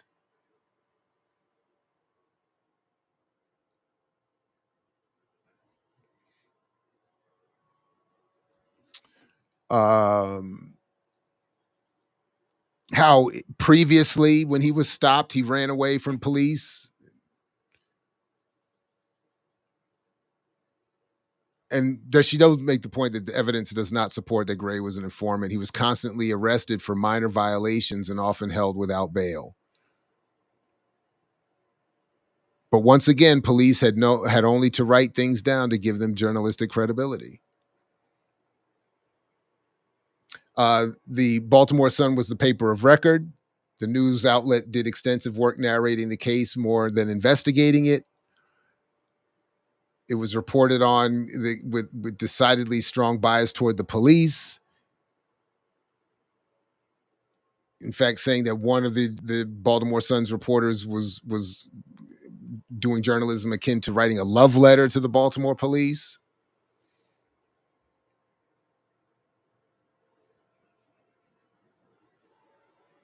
She juxtaposes the work of Lisa Snowden as trying to add some depth and critical analysis there. But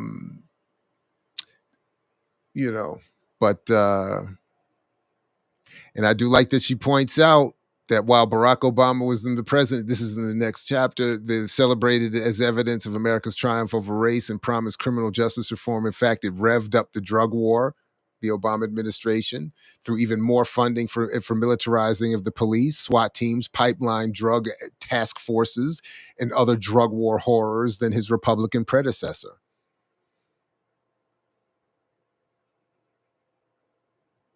But as she points out, this is very true. The Baltimore Uprising and the real story of how the Baltimore riots started similarly shows reform leaders promising reconciliation, understanding while using a massive police budget, militarized equipment, and propaganda campaign to control and suppress the movement to end police violence in Baltimore.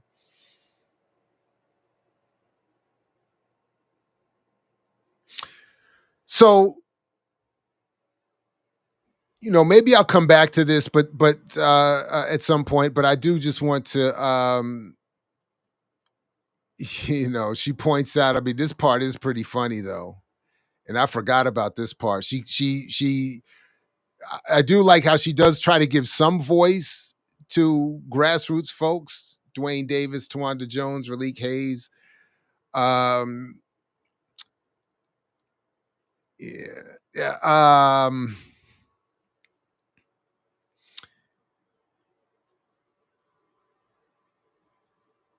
And how during when so Gray's arrested, I think April 12th. It takes him, he survives, I think, for a week before dying. He's in a coma, I think, for a week. And then there's there's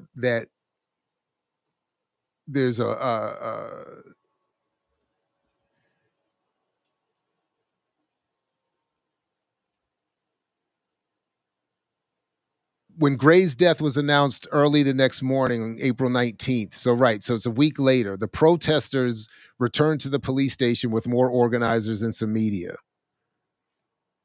So people started to ramp up. It started initially with people from the community, and then it started to ramp up. And then as soon as things started to pop off, Barron talks about this scene where Brune, one of the local documentarian and activists, maybe, I can't remember, is on the scene filming, and his footage captured a tense dynamic between local protesters and a group of out-of-towners led by well-known activist Linda Sarsour, wearing a Justice League New York City t-shirt. The tension came to a head when an officer pulled up and got out of his police car. It was Porter, whose involvement in Gray's death wasn't public yet. A young man, he was one of the six. Six, right? Yeah. A young man approached wanting to speak to him. One of the women from New York got in his way and started yelling at everyone there. Brothers and sisters of the community, we're outraged. We are angry, but there's still a way to organize to fight the forces that be. There must be order in every movement, or else you just sound like you're yelling and screaming. So we should get away from these police cars because you cannot fight one cop. I just wanted to talk to him, the young man said, not yelling or screaming at all. In retrospect, Broome wonders what was really motivating Sarsour's group. He points out how they actively drowned out Witherspoon's speech with songs and chants. It turns us off politically. Like, you gotta go, Hayes recalls of the New Yorkers. The Baltimore came out in us. I do remember hearing people talk about that at the time. And I'm glad this is pointed out. I'm also glad it's pointed out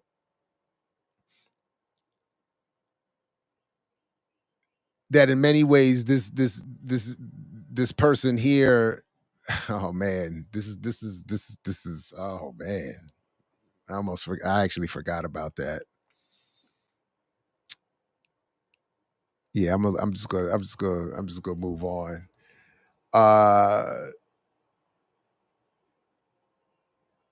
But this idea of these outside agitators being seen as sort of fraudulent, there was like an internal version of that happening in Baltimore. That's what I was pointing to, a moment ago. Like there was another version of that happening within Baltimore, so to speak.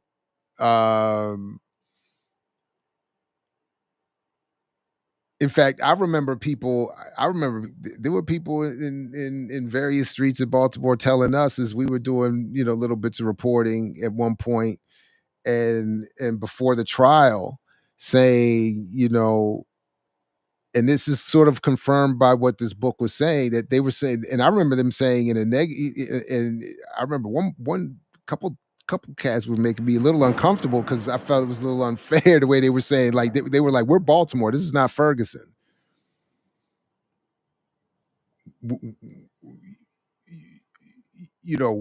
They better lock these cops up. You know what? I don't think he's mentioned at all in this book. And I think that has to be by design and thankfully. But I'm just going to double check. Whoops. While we're sitting here, I don't remember his name coming up at all. Yeah. Yeah. Which is fascinating.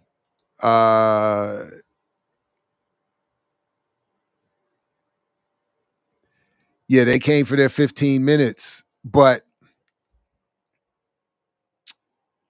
again, I think there was an internal version of that happening as well. But these cats were saying, we're not Ferguson. If they don't get a trial, it's going to be a problem in this, and then, of course, as this book argues, they got a trial, and that was that. But organizers had planned on a quiet day after Gray's funeral, respecting his family's wishes. There were no protests scheduled. Still, there was rioting that night. The story of how that happened has less to do with the protest movement and more to do with Commissioner Batts. Now, she goes into how Commissioner Batts got there, his long history of being a problem all over the place. But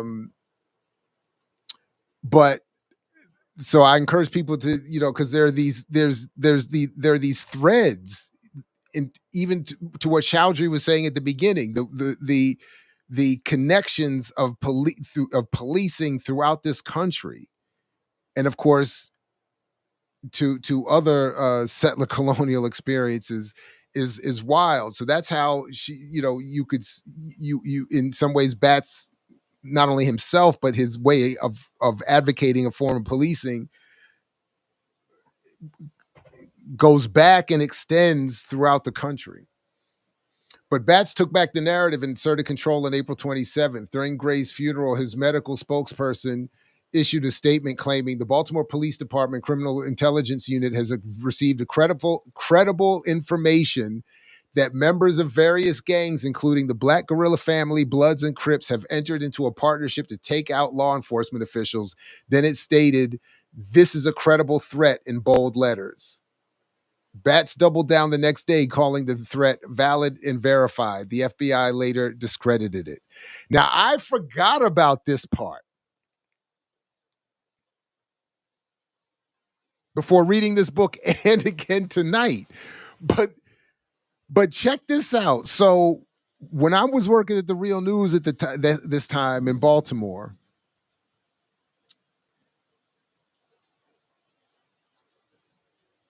oh, this is wild. Two people that I went to undergrad with became detectives in the Baltimore Police Department. One of them, I hope he will tell his story one day. He is no longer in, and his story is unbelievable. Well, I mean, no, you know what I mean. The other one, I ran it. I didn't know as well, but I saw him one day because apparently his office was not far from where the Real News was, which is right downtown, across from the courthouse. And apparently we would all go to everybody would frequent the same eateries down there. And I'm down there getting food, and I see him one day. And I said, right after this claim this story came out, and I said to him, "Is this real?" Because I don't think Barron gets into this, but there was this dude because right around this, as this is happening, there was a black man walked into one of the police stations with, I think he was on drugs or had drugs on him and armed, and said and was claiming to wanting to be starting an attack as a member of the BGF, something like that. And I said, so when I saw this, this undergraduate, I mean, we weren't really, I mean, I wasn't buddy. We knew each other in undergrad. We were cool a little bit. So we knew each other enough to say, what's up? So when I saw him, I said, hey, how serious? I was like, come on, man. How serious is this? And he said, oh no, Jared, this is serious. These BGF types are serious, and they're I think he may have even used the phrase credible threat. They are a credible threat.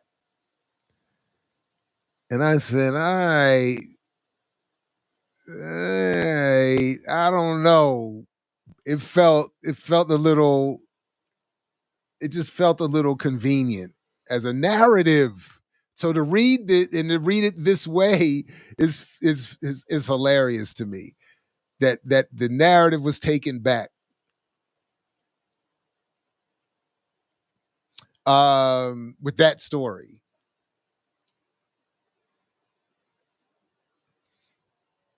So when Barron is citing Alex Vitale in his work on the history of policing, talking about how the bats, use the Miami model by the police to gain control over protests and make them seem more violent than they are.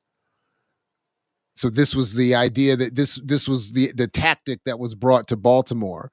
So on April 27th of 2015, Baltimore police put into action an extreme form of the Miami model. Extreme because there weren't any protests scheduled that day to mischaracterize or exacerbate.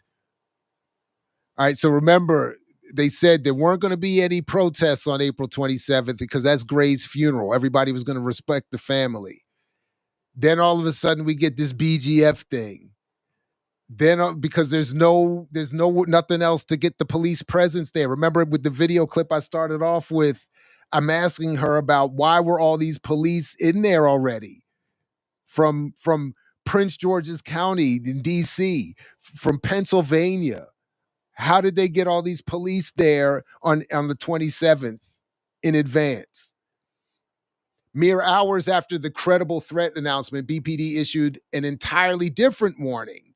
Teenagers were planning a purge that afternoon in the style of a couple of movies released in 2013 and 2014. It was going to start at Mondawmin Mall in West Baltimore. Mondawmin is a major transit hub next to 2 high schools and a university. I remember asking, and I don't remember what was, but I remember thinking at least, do black kids hanging out at Mondawmin Mall talk like this in terms of purges? This sounds like a bad attempt of what we were talking about earlier of the Church Commission hearings uncovering the FBI's attempt to mimic black writers to get King to off himself. What? I'm like, what? Do they even use this language? And then here we go. The police were stopping buses and forcing riders, including many students who were trying to get home, to disembark. But the cops had shut down the local subway. The youngsters were corralled. They were not allowed to go to they did not allow the after-school crowd to disperse. So they took them off buses, did not let them get on any trains, did not let them leave the area, and created the hostility with the kids, where some of them were already doing the hold hands up, don't shoot thing. But then several cops suddenly rush a boy, pinning him against the bus stop wall and dragging him to the ground. The images and videos are startling and strange. A group of cops in tight formation crossed Liberty Avenue toward a small group of young people who escaped onto the porches of homes across the bus stop. So again, if you ever go back and look at the video footage, This is not organized protesters doing stuff. This is kids trying to get home from school and who just to a certain extent were like, fuck the police. So the police backed them down. And then as Meg Gibson, an elementary school teacher, says, posting on Facebook, they were waiting for the kids. I saw the armored police vehicle arrive. Those kids were set up. They were treated like criminals before the first brick was thrown. And again, nobody threw anything until the cops basically pinned the kids into neighborhoods and corners and streets where they couldn't go anywhere.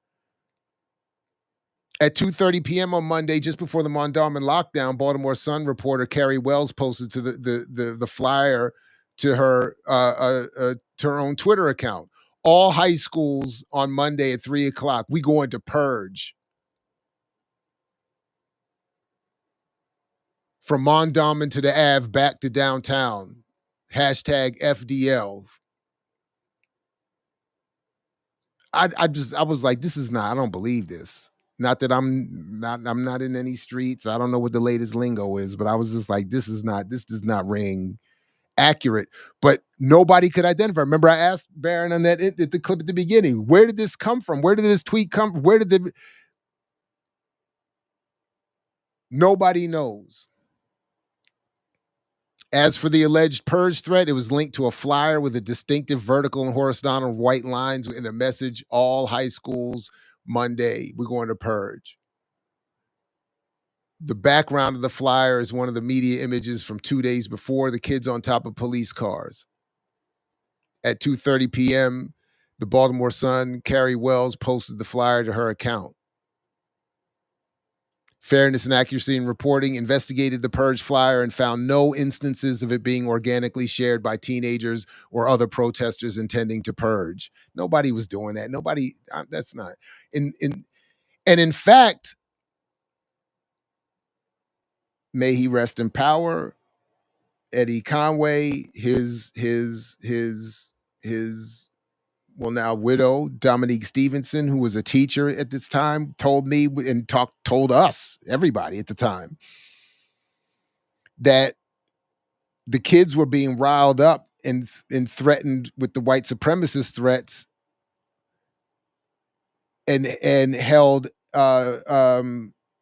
late after school, not letting them out early because they were the fear of the threats and these kids being attacked. Then they're sent out. Then all this harassment is happening as well. And did Barron cover this? I don't think Barron covers that part, or did maybe she does. In the weeks and months and years that followed, police and other leaders continued to promote the purge narrative at Mondawmin. The Baltimore Sun reported that high school students planned to walk out at 3 p.m. No, because as Dominique and others were saying, they were being told to not leave, in fact, because of the white supremacist threats.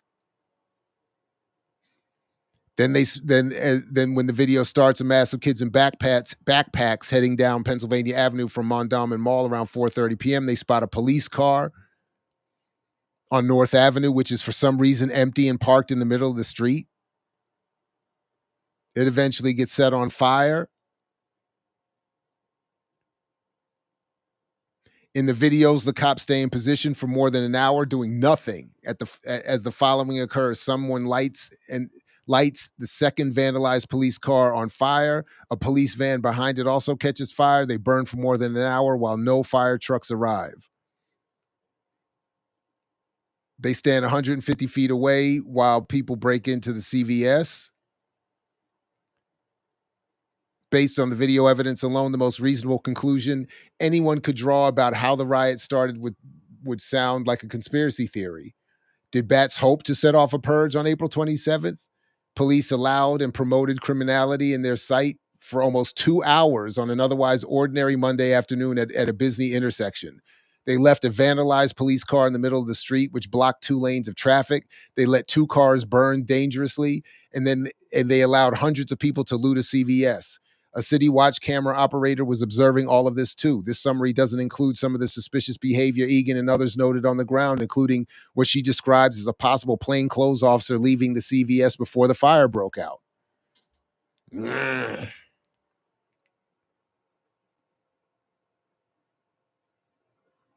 Whatever their goal, Baltimore City leaders did succeed on April 27th in keeping the damage contained to mostly West Baltimore. The sports fans downtown weren't affected as they had been 2 nights before.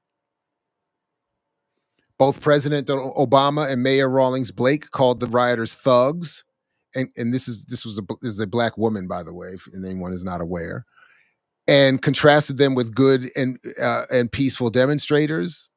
The thugs narrative was powerful. The next day, a video went viral of a woman who found her teenage son on the streets and smacked him in the head while he tried to get away. Do you all remember that part? They made a meal out of that. Black woman grabs her son, starts smacking him around. They put her on TV, put him on, and used that endlessly. Get your kids together. It's bad parenting to let them out in the streets.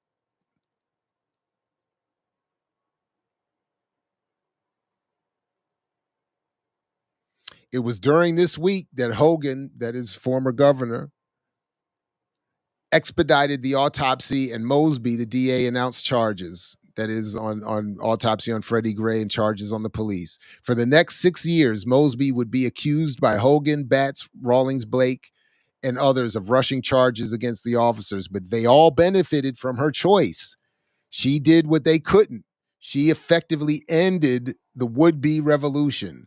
One day after her announcement of charges, people danced along North Avenue to Bob Marley's music. Within a few days, the Baltimore Uprising was over. Directly after the uprising, Hayes says 90% of the people that were active disappeared.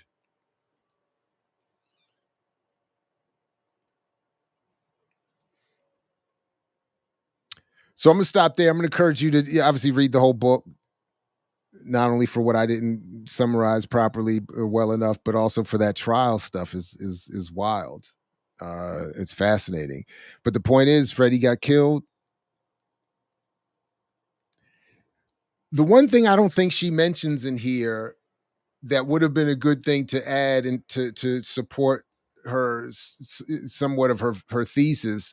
Yeah, she doesn't mention that what was involved with this were the fusion centers. That part of what would have maybe added to the justification of this being sort of a setup event, as Barron raises, is that there were these FBI fusion centers that were meant to or Homeland Security fusion centers. Which one was it? But it was meant to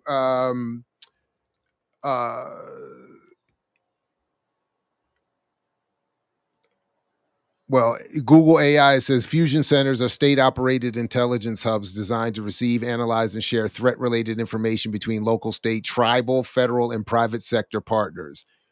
They serve as a critical link in the national network of fusion centers, facilitating information sharing and collaboration to protect communities. Homeland Security, yeah. So, but they were involved in this as well. So, if the idea is that this was somewhat of an encouraged false flag, kind of whatever that to have some sort of multi-department, multi-agency coordinated suppression of protesters, to the point that Barron is making at the end there, there's no Freddie Gray is killed. No one goes to the police don't go to jail, but those protesters went home.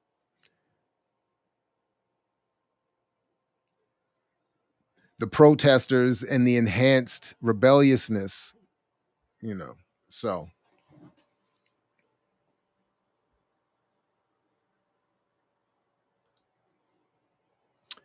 I was in an intro African diaspora class that spring, and we had an entire class discussion about media using her and her son that way. Yeah, I'm sure. Right on. So, all right, one more before we wrap, before I wrap up tonight. But I got all my points. Yeah.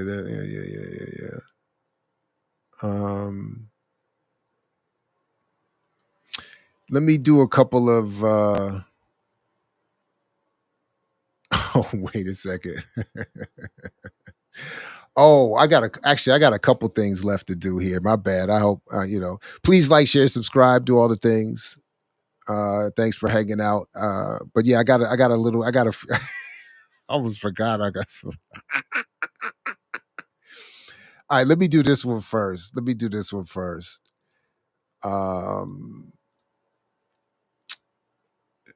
Get to a little bit of buying power stuff here real quick, and then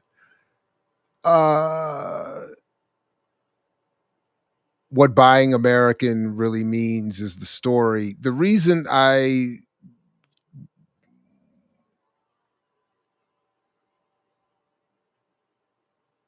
this is what triggered my Google alert. The story is about there's consumer power,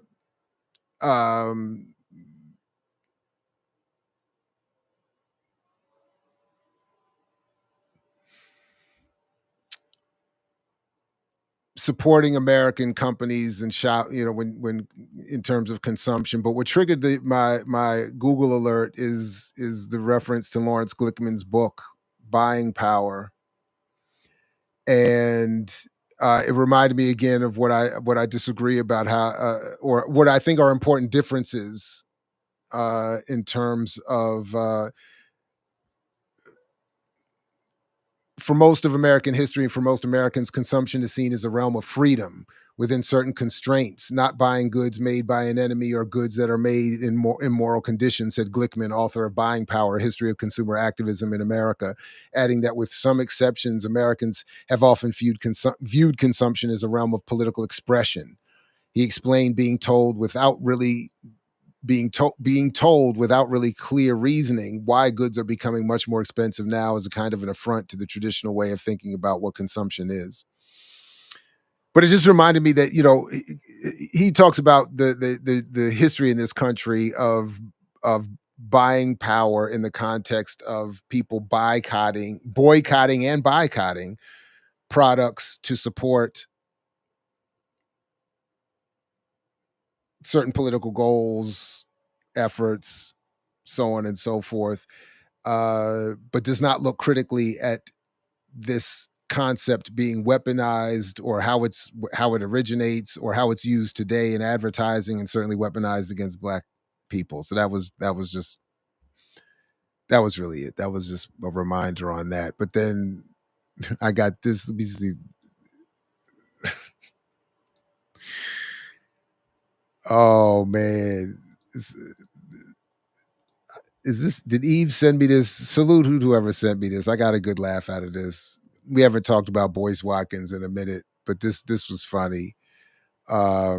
He says here, Shannon Sharp, who is apparently going to, allegedly, or was going to pay out.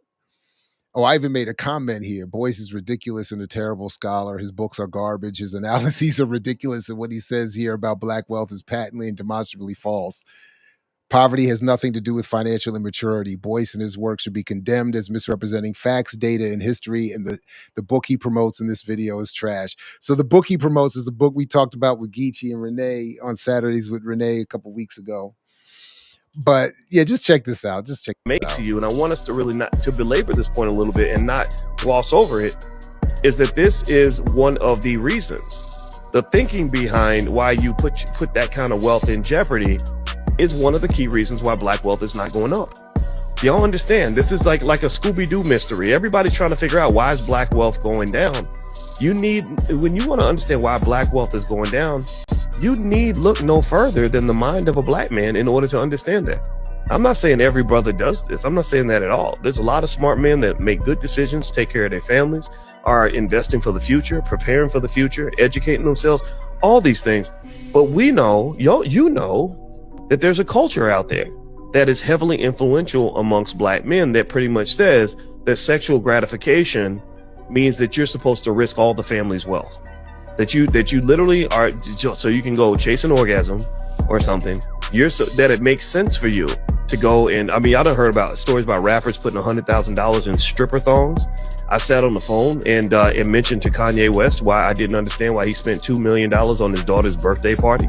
I have seen athletes talk about spending millions of dollars on nonsense, and or rappers they get a record deal, they go get a big gigantic chain from some white guy that's laughing at them under his breath. That's what you call financial immaturity. And actually, I talk about that extensively in my book. It's the 10 Commandments of Black Economic Power. I break down financial immaturity, and financial immaturity is when you spend your money like a child. It's where you're not making grown man, grown woman decisions. And ladies, you're not off the hook either, because there's a lot of highly educated Black women that are doing well financially who, in their pursuit of love or even just basic sex, are also being financially exploited by younger people that don't really love you like that. They just, they'll just give you a good time and then pretty much hem you up for lots of money. So the point here is, I think we need to think about these things a little bit. Shannon is not just a person. He's a representation. He's a manifestation of a bigger problem that you have. And this is a cultural issue that has to be addressed if you're ever going to see your Black wealth go up. In fact, just to give you some quick data, first off, only about 1.5% of all Black households have a net worth of over 10 million. In fact, when you get to 20 million, you're talking about less than 0.1% of Black people. That means if you had 1,000 Black people and you looked at all their net worths, one of them might have a net worth over 20 million. So this one girl, by sleeping with this man, not married him, not being his wife or having his kids, none of that stuff, by sleeping with him, has more wealth in her bank account. This 21-year-old has more wealth in her bank account than 99.9% of the Black community. But instead of using his finance degree to explain how economics are worked and structured to create that reality, his argument is all of his expertise and study leads him to conclude that the reason Black people, that this one white woman is now going to be worth more than all of the Black community or whatever, is because Black men are culturally predisposed to sex and spending on their partners. This dude is a woo. That was just, it's just, how does Barkley say it? Terrible. It's terrible. Oh man. What did he say about the Boyce's way of thinking is the cultural is more akin to the cultural scourge than whatever he was saying about. But speaking of cultural scourges, one more thing before I get to the good thing.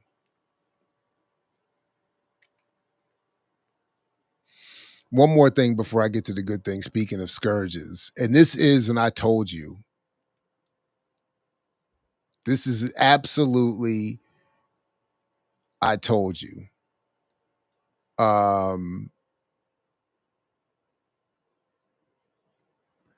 Dang, did I not? Oh man, I did it again. With the not time stamping this properly.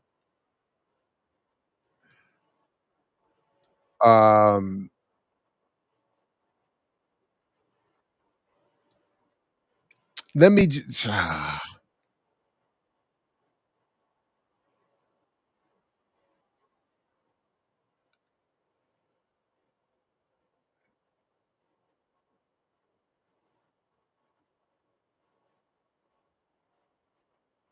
all right, I'm just going to play a little bit from the beginning of this. I'll put the link in the show description, but this is an interview that Rick Strom, who broke off from, this is like an offshoot of his TYT sports thing. He's doing this interview with Jerobi of A Tribe Called Quest.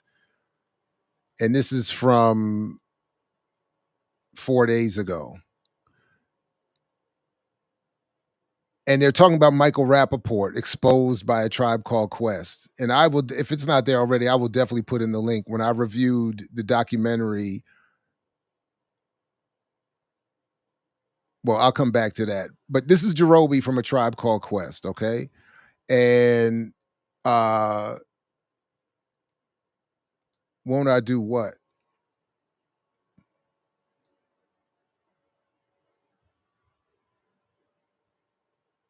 What?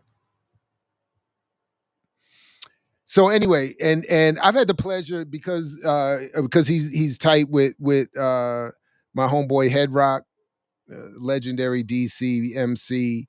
I have had a chance to break bread with Jarobi a couple times and talk with him a little bit. I even think, if I remember, I don't trust it, but I remember even bringing this to him when I saw him after the documentary came out. And we're talking about the documentary that Michael Rappaport did about a Tribe Called Quest some years ago. That I think I was working with Black Agenda at the time. Wherever I know, I'll share the link. I did a commentary, but I hated it. And long before I knew anything about Rappaport's Zionism or anything else, I was like, he's an overrated actor who hangs out, and apparently, as Jarobi says, he was like a white boy that hung out all the time. He was like always around in New York or whatever. But because of that, does not mean he was qualified to make a documentary about the legendary Tribe Called Quest and all the things that could have been done with that, and they turned it into some trash. So let me just play a little bit of this. How my mind works at this point, that I connected a few different things. Mm-hmm. So from the documentary, even though there was the disagreements between Q-Tip and Fife, there was the story of how Fife was declining in health, but he had to pay medical bills. And so when he called y'all up, Q-Tip was like, no problem, absolutely, let's go on tour. What this speaks to, if this is accurate, which it seems it is the lack of healthcare in this country. The fact that you have someone whose health is declining, and in order for them to survive while their health is going down and declining immensely, they have to go on tour and perform and make sure that they're okay when deep down they're not. And as I'm looking at, as I'm watching this, all I'm thinking is, that's the American healthcare system in a nutshell. Yes.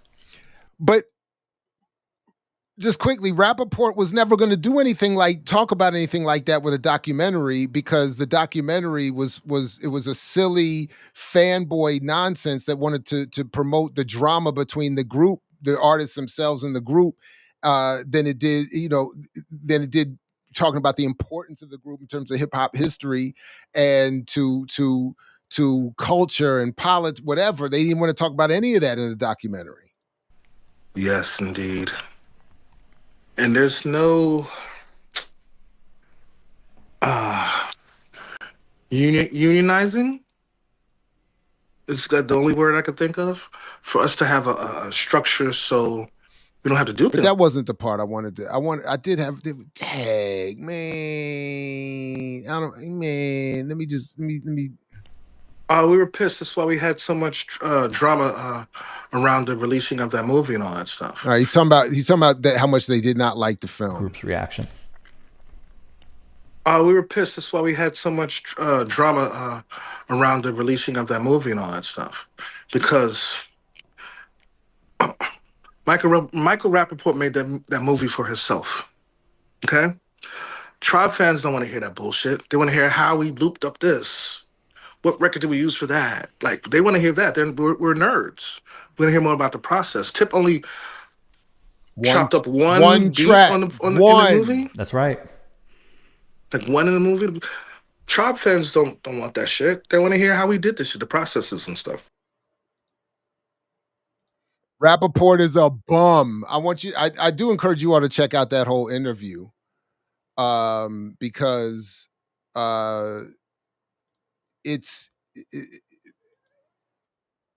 one, it's just good to hear from Jarobi and them hate on that.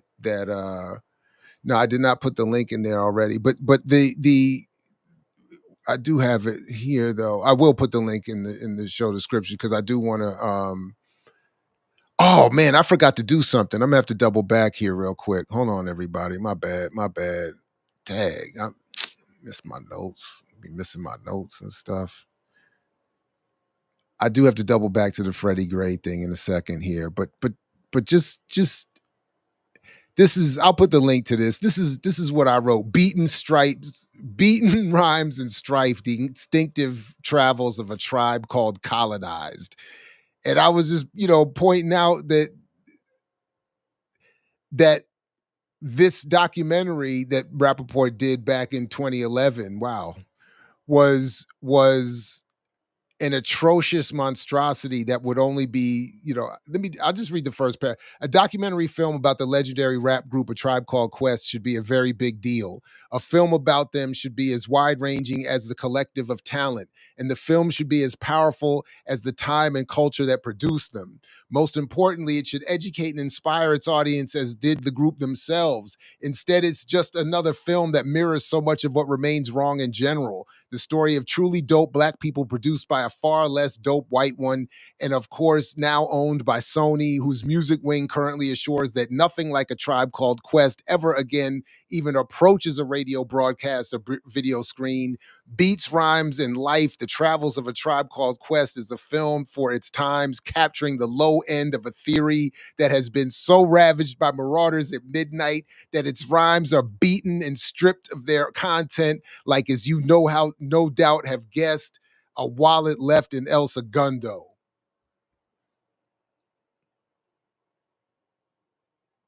Hate that. I hated that documentary. Hated it.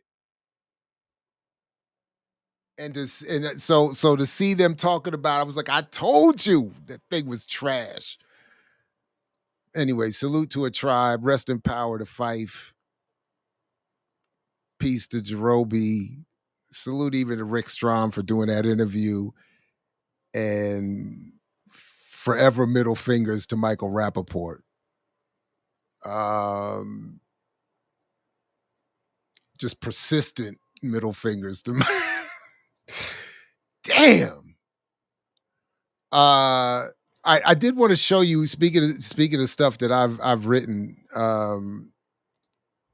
There's not that many that I do want to bring this up because in 2018, my attempt to not only commemorate the moment of the Kerner Commission anniversary, but the Freddie Gray stuff was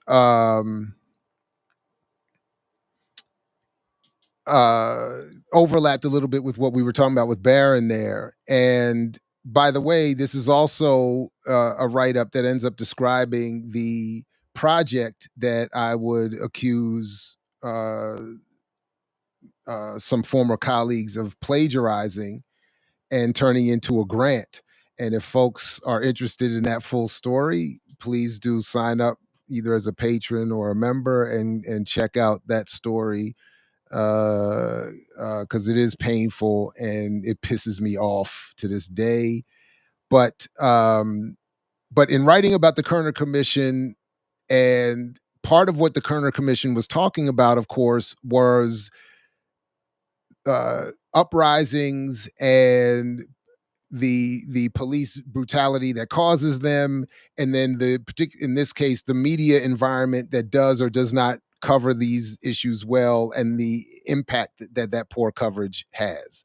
So I was arguing that the Race and Media Research Center that I was proposing would satisfy the call of the Kerner Commission 50 years earlier for an urban research institute that would help produce the research, that would provide the analyses that would help prevent these problems going forward. That was the pitch that I was making. So I included this section on Media and Rebellion, Kerner, the Press, and the Police in Baltimore, where I talked a little bit about the uprisings there around Freddie Gray and the poor police, the poor police, but the media analysis, and how what happened with Kerner, what it says with Kerner, as the Kerner Commission concluded, despite instances of sensationalism, inaccuracies, and distortions, newspapers, radio, and television on the whole made a real effort to give a balanced, factual account of the 1967 disorders. Despite this effort, the portrayal of violence that occurred last summer failed to reflect accurately its scale and character. The overall effect was, we believe, an exaggeration of both mood and event.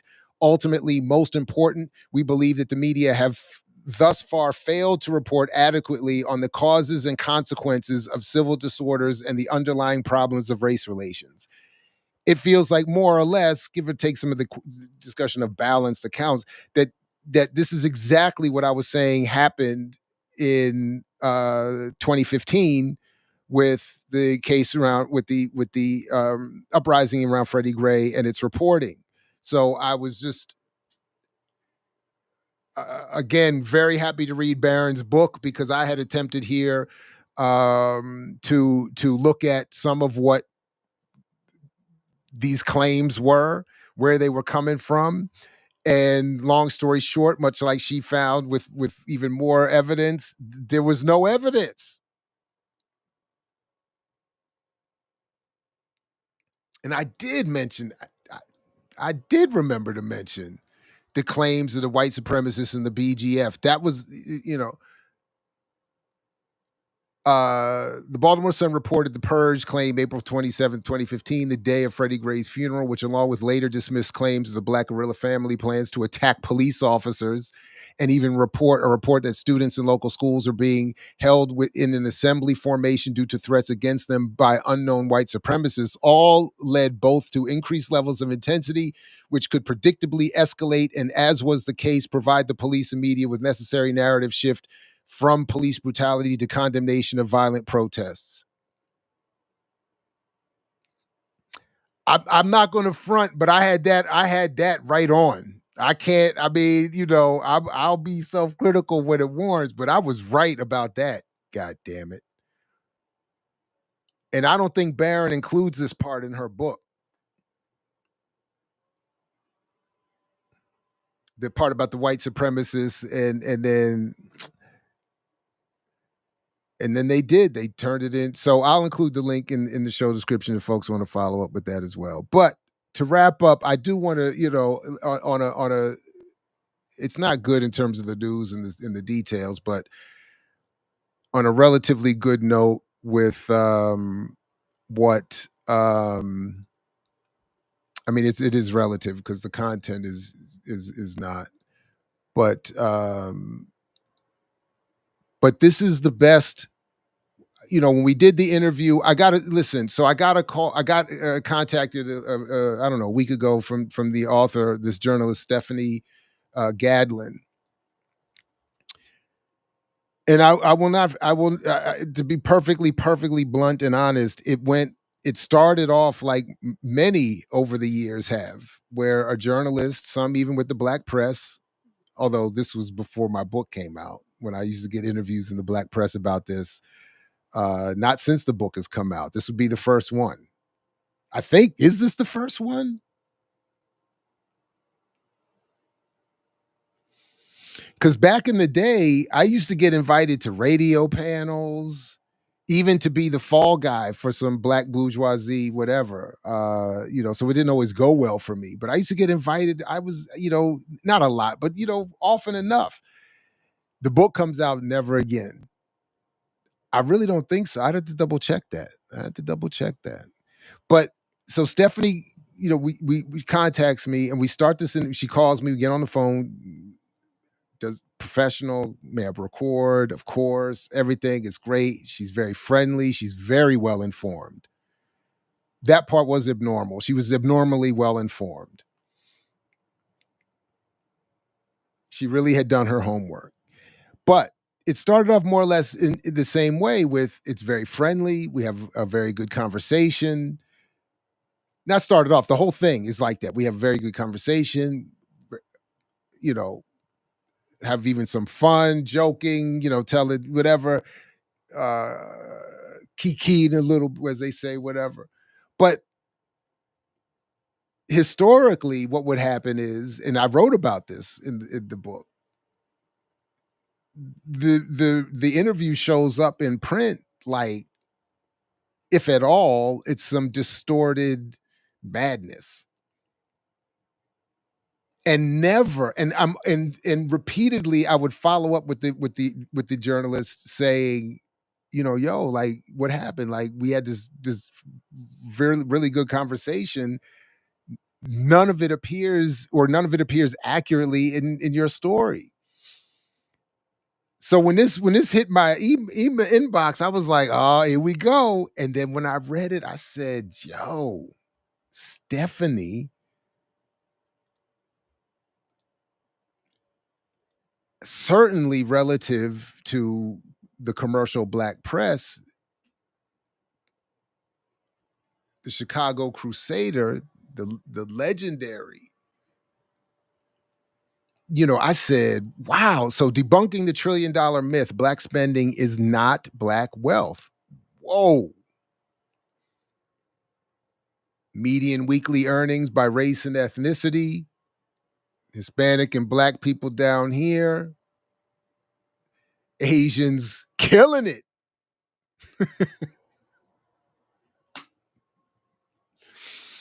Shout out to Sudeep and Renee for clarifying that. The assertion that if African Americans would only pool its perceived $2.1 trillion consumer spending power, that as a group they would be one of the top 10 wealthiest nations in the world, is a myth that ignores the fact that wealth is measured by assets, not by spending, according to a professor who has written extensively on the subject.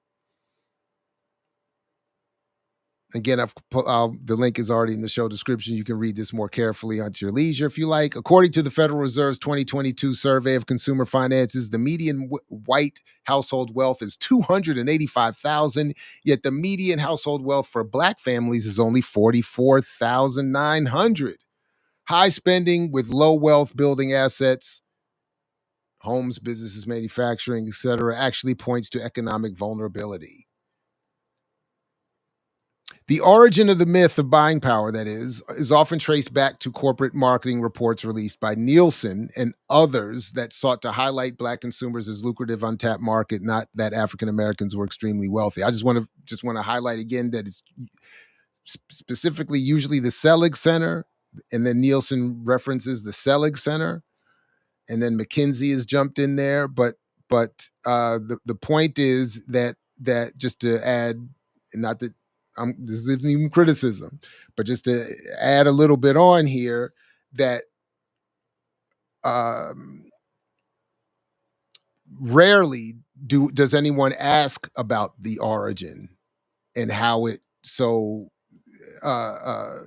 reduces to Nielsen and then Selig. All right. And as it says here, quoting from the report that we talk about all the time, Black Americans' buying power has grown to 2.1 trillion. But the point being that for advertisers looking to reach this powerful consumer segment, understanding who they are, what motivates them, how they consume media, that's what pushes them to purchase is key. And what pushes them to purchase is key to creating authentic connections. So again, Nielsen and them are in this to connect advertisers with a consumption, with a buyer, not to teach black people why or how or what is the relationship to the economy. In an extensive Crusader interview, and that's what I'm saying. Dr. Jared Ball, professor of media and Africana studies at Morgan State University in Baltimore and author of The Myth and Propaganda of Black Buying Power, Media, Race, and Economics, debunked and explained the myth's origins, its impact on black families, and offered solutions on how black Americans can create wealth. Now, that's interesting. Now, I don't know if I would have phrased it that way, but, I like that I'm considered to have offered some solutions. So as I've said, it's just, I'm quoted here as saying, it's talk about all the time, it's advertising to get right. Try to point out the fallacy around financial literacy. I'm very happy she includes that in there, because this is the most my quotes have actually appeared in the story where we've actually had these wonderful conversations. So I'm very well quoted. And for the most part, I think everything is right on or close enough. I'm not even, she covers this whole point about GDP, adding some information about where others are in terms of their GDP. And I'm very glad that she brings it up here. And again, as we'll see at the end, and then notes that spending power is about consumption. It is not about a measurement of actual wealth or income or political power or anything. So again, I'm very well quoted throughout. This is great. I appreciate it.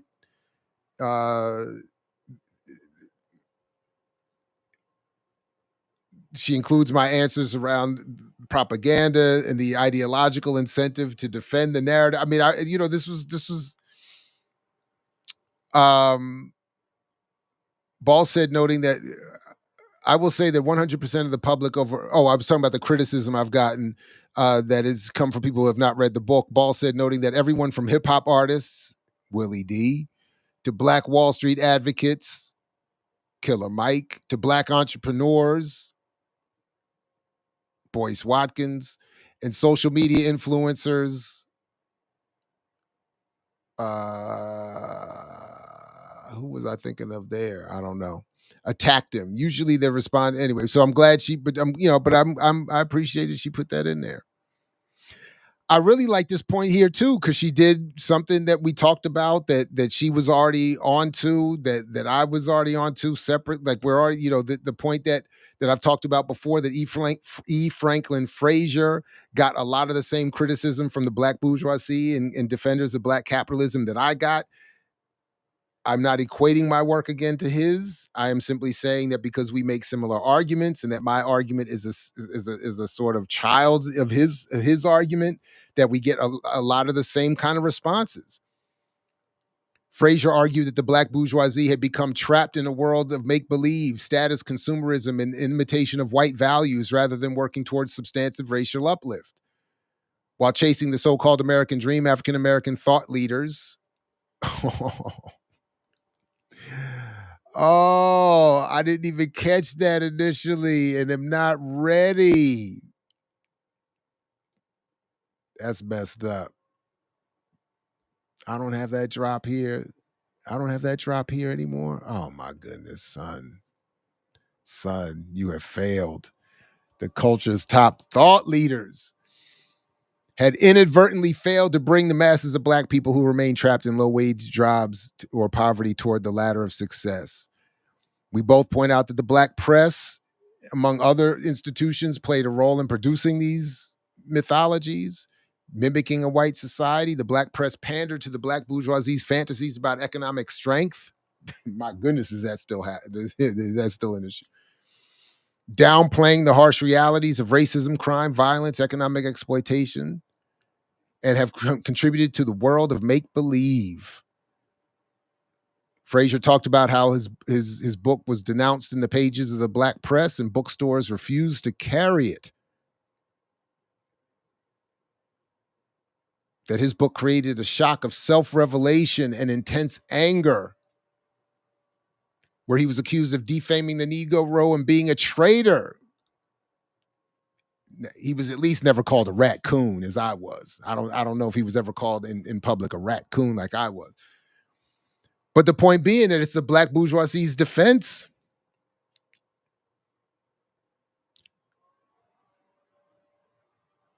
And I'm glad Stephanie brings in economic data showing where people actually are. Talks about the mythology of the circulating dollar. To me, this is huge for a Black press outlet in particular. There's no data to substantiate this oversimplified claim. There has been no government or data or census or Federal Reserve data that tracked how long a dollar stays in different racial communities. Black consumers are more likely to spend outside their community because of fewer Black-owned retailers, service providers, banks, and other services. But there's no circulation dollar. That's all mythology nonsense.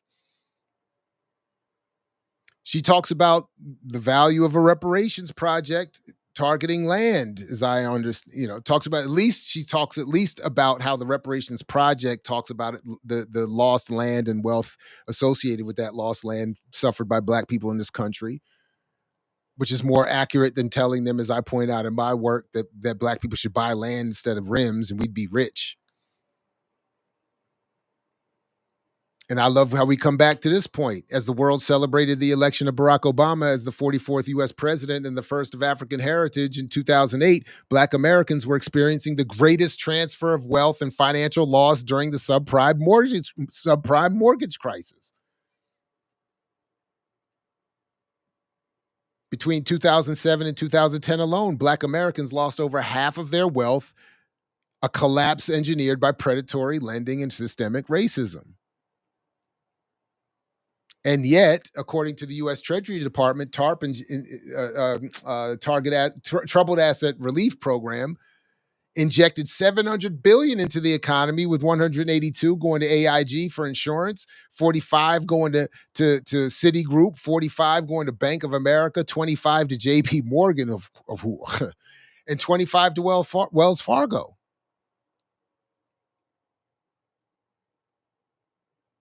But only 1 million people received permanent modifications, while a majority denied relief or their housing or their mortgages were re-foreclosed.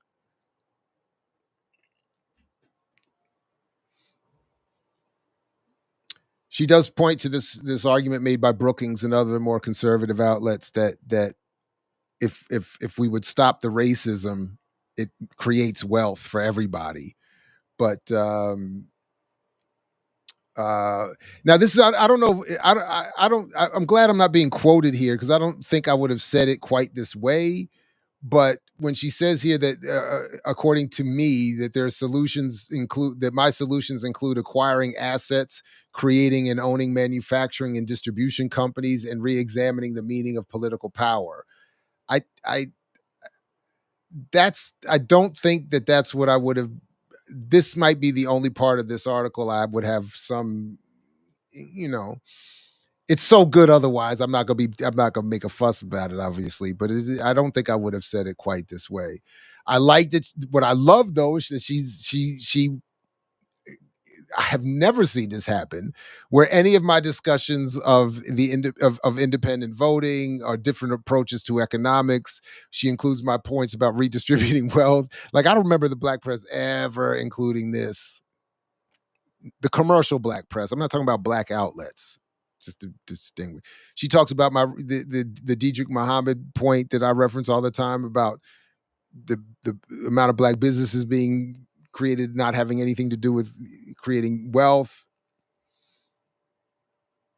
And then she more or less gets me right here. And she concludes this article by saying quoting me and saying we must politically organize and go after the $27 trillion in GDP.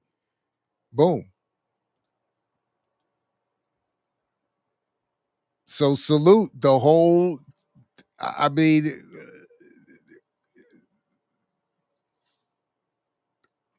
the whole thing is bars. The whole thing is bars. So big thanks to Stephanie and to the Crusader for publishing that, and I hope it helps in some way. All right, everybody, we almost at 3 hours. I've gone way over. So listen, I'm just gonna dip on out of here. I don't think anybody took the link anyway. But listen, I really appreciate everybody hanging out. To those who came and went and will come and go, salute. It's been a lot of fun. Definitely want to continue looking at this church committee stuff, and I might reread that section in Barron's book about the.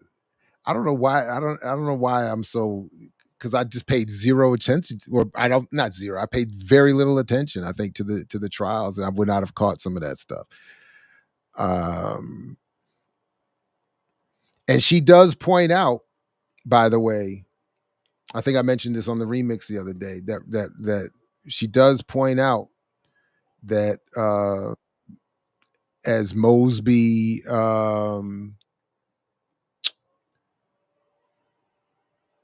was trying to defend her decisions around Freddie Gray, she's destroying the life of Keith Davis. So, oh man, Alchemy. Now you just jump in. All right. Go ahead. What's up? But I really do need to wrap up, though. Are you there? No, maybe you're not ready yet. My bad.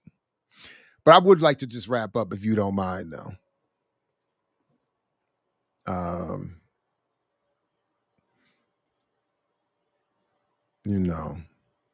But listen, Monday morning I'll be back with some more on 100 Years of Malcolm X and Black Liberation Media. Please check out everything happening over there, including Saturdays with Renee from earlier today. I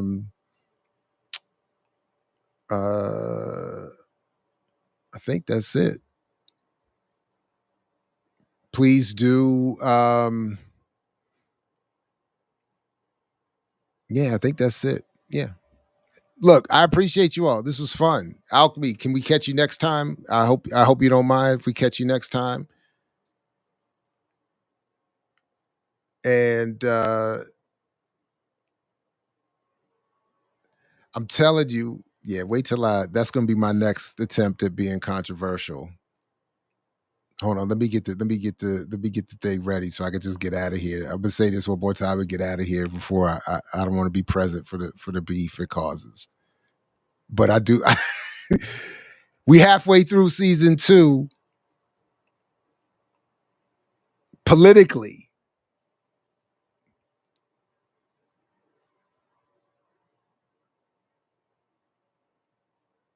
Andor is what most of you hope sinners would be.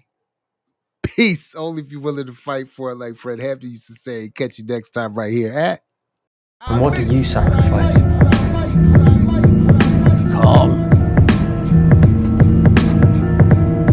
kindness, kinship, love. I've given up all chance at inner peace. I made my mind a sunless space. I share my dreams with ghosts. I wake up every day to an equation I wrote 15 years ago for which there's only one conclusion. I'm damned for what I do. My anger, my ego, my unwillingness to yield, my eagerness to fight, that set me on a path from which there's no escape. I yearn to be a savior against injustice without contemplating the cost, and by the time I look down, there's no longer any ground beneath my feet. What is my sacrifice? I'm condemned to use the tools of my enemy to defeat them. I burn my decency for someone else's future. I burn my life to make a sunrise that I know I'll never see. Now, the ego that started this fight will never have a mirror or an audience or the light of gratitude. So what do I sacrifice? Everything. I mix what I like.